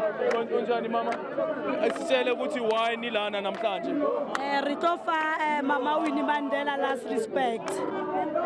What's your message to those who are mourning the loss of Mam Winnie Madikizela Mandela namhlanje? Re latlhegetswe ke Mama Winnie Mandela. Hayo mme o tshwanang le Winnie Mandela. Re tlo tsaya re tse re molaetsa mo go Mama Winnie Mandela. Hayo mme o akileng a lolela lefatshe yaka Mama Winnie Mandela. Well, certainly that is something that the president of the ANC has also said, that there is no one like Mam Winnie Madikizela Mandela, the one who has fought when her husband was jailed for 27 years. She continued the struggle outside prison. She was banished, she was imprisoned as well.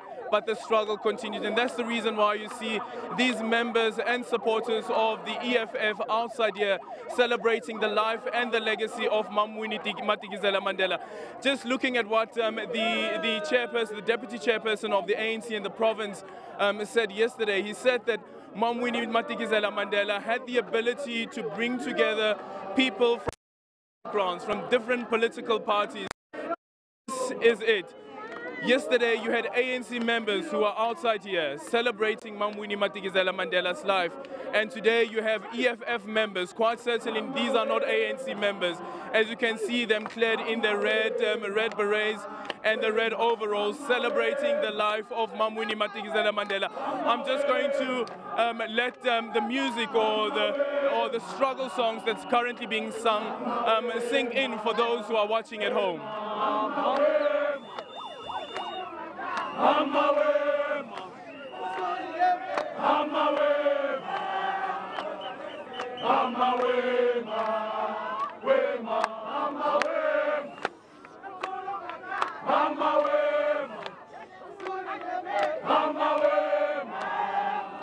Aldrin, can you just give us an indication of what type of security arrangements and law enforcement are outside the home there? We know we're expecting a lot of people to continue pouring in to pay their respects there.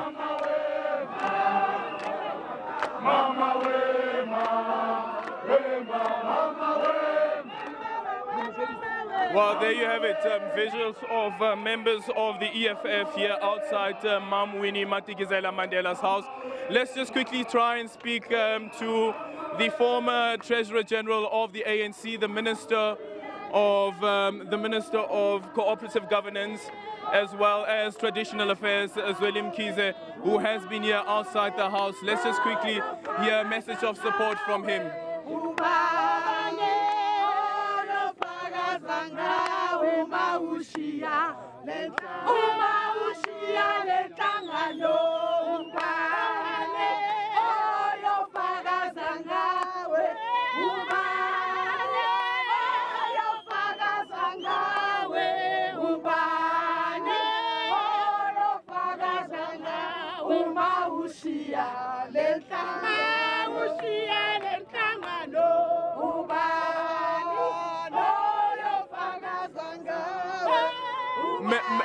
Minister, just quickly, the song that's being sung is Ubano Fakazan Ngawe Moshiya Lenhlangano.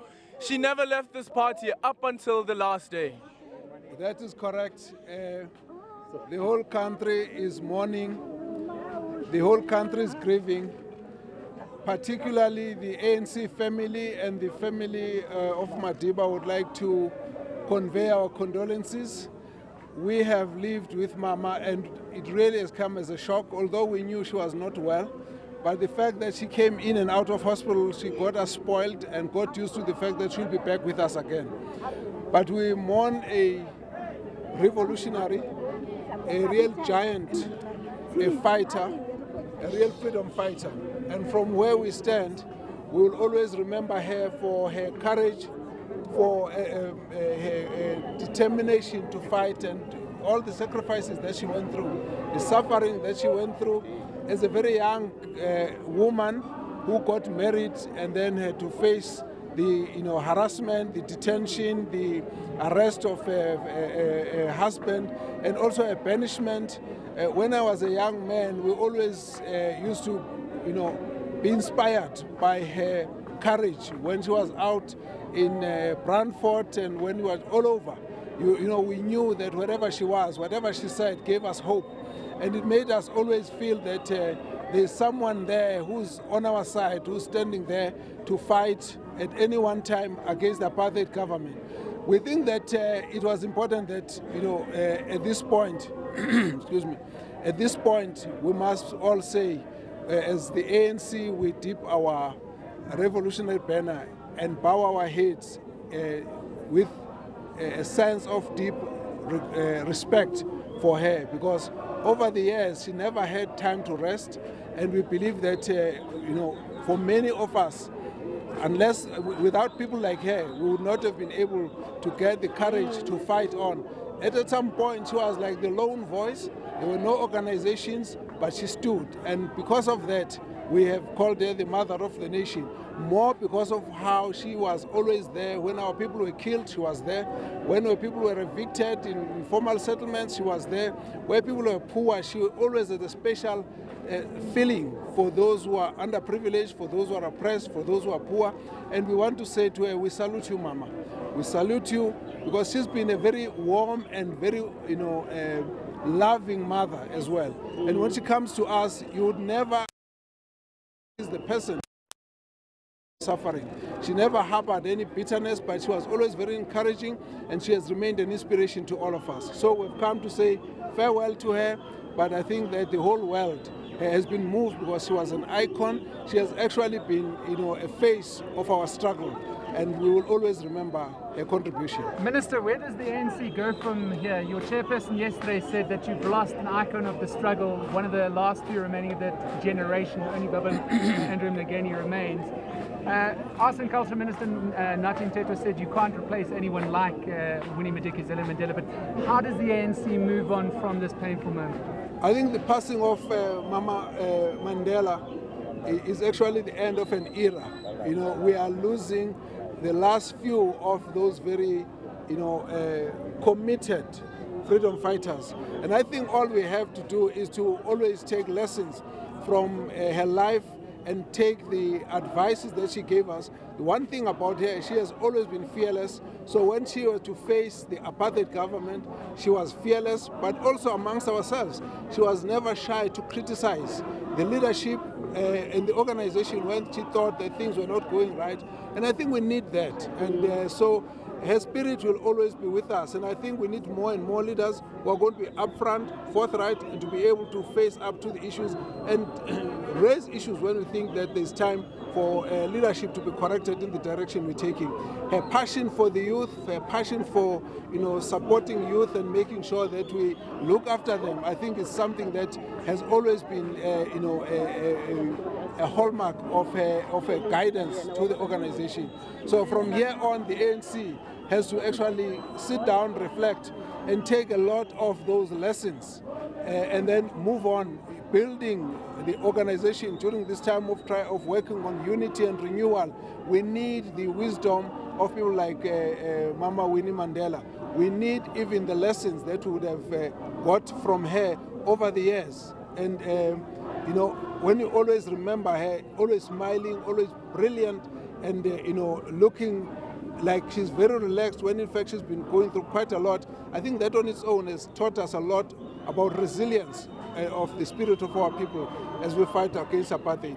So we want to say to her, farewell, soldier, farewell, revolutionary, farewell, our mother of the nation, and farewell to a courageous freedom fighter. Minister, just quickly in passing, as we reflect on the life of Mam Winnie Madikizela Mandela, there's this current discourse around the legacy that she leaves behind. Some argue that she's not worthy even, as someone said this morning on the radio, of being called the mother of the nation. What's your message to those type of people? I would say that in the first instance, Mama Winnie has departed, and we need to give her the peace so that she can rest in peace.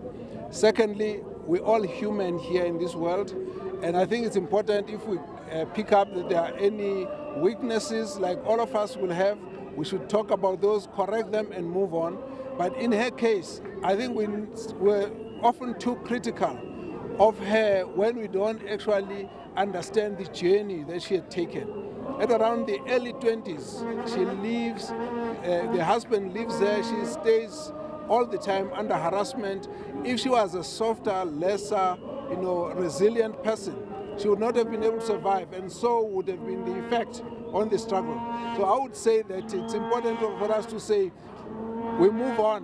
Whenever there would have been any criticism, it's not possible for a person placed under such pressure as she was, under such torture on her own. I think she went through quite a lot with that kind of circumstances. And I don't think we've actually credited her enough with the role that she has played as a source of courage, a source of hope and inspiration always out there, you know, defending, but should.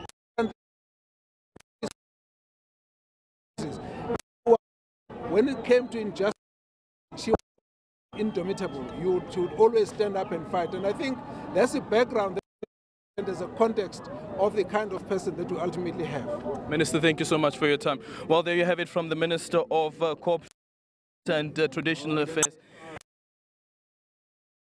Legacy of the debate on her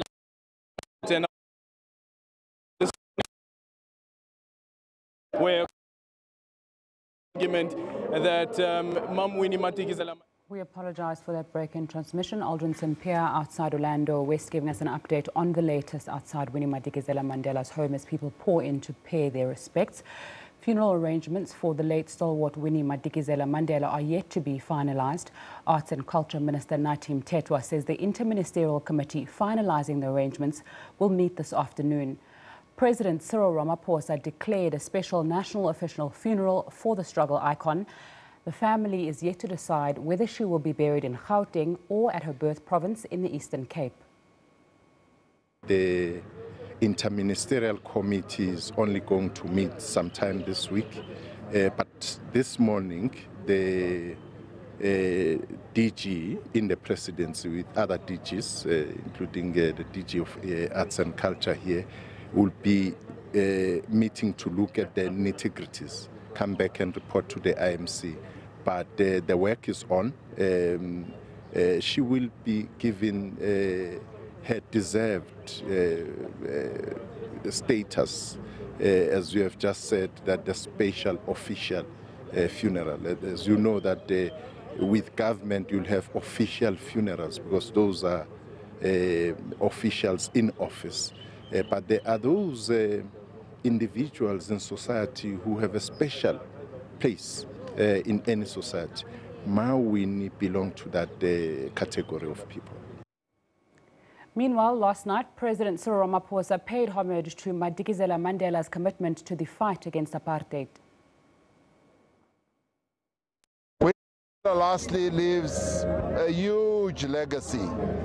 And as we say in African culture, a gigantic tree has fallen.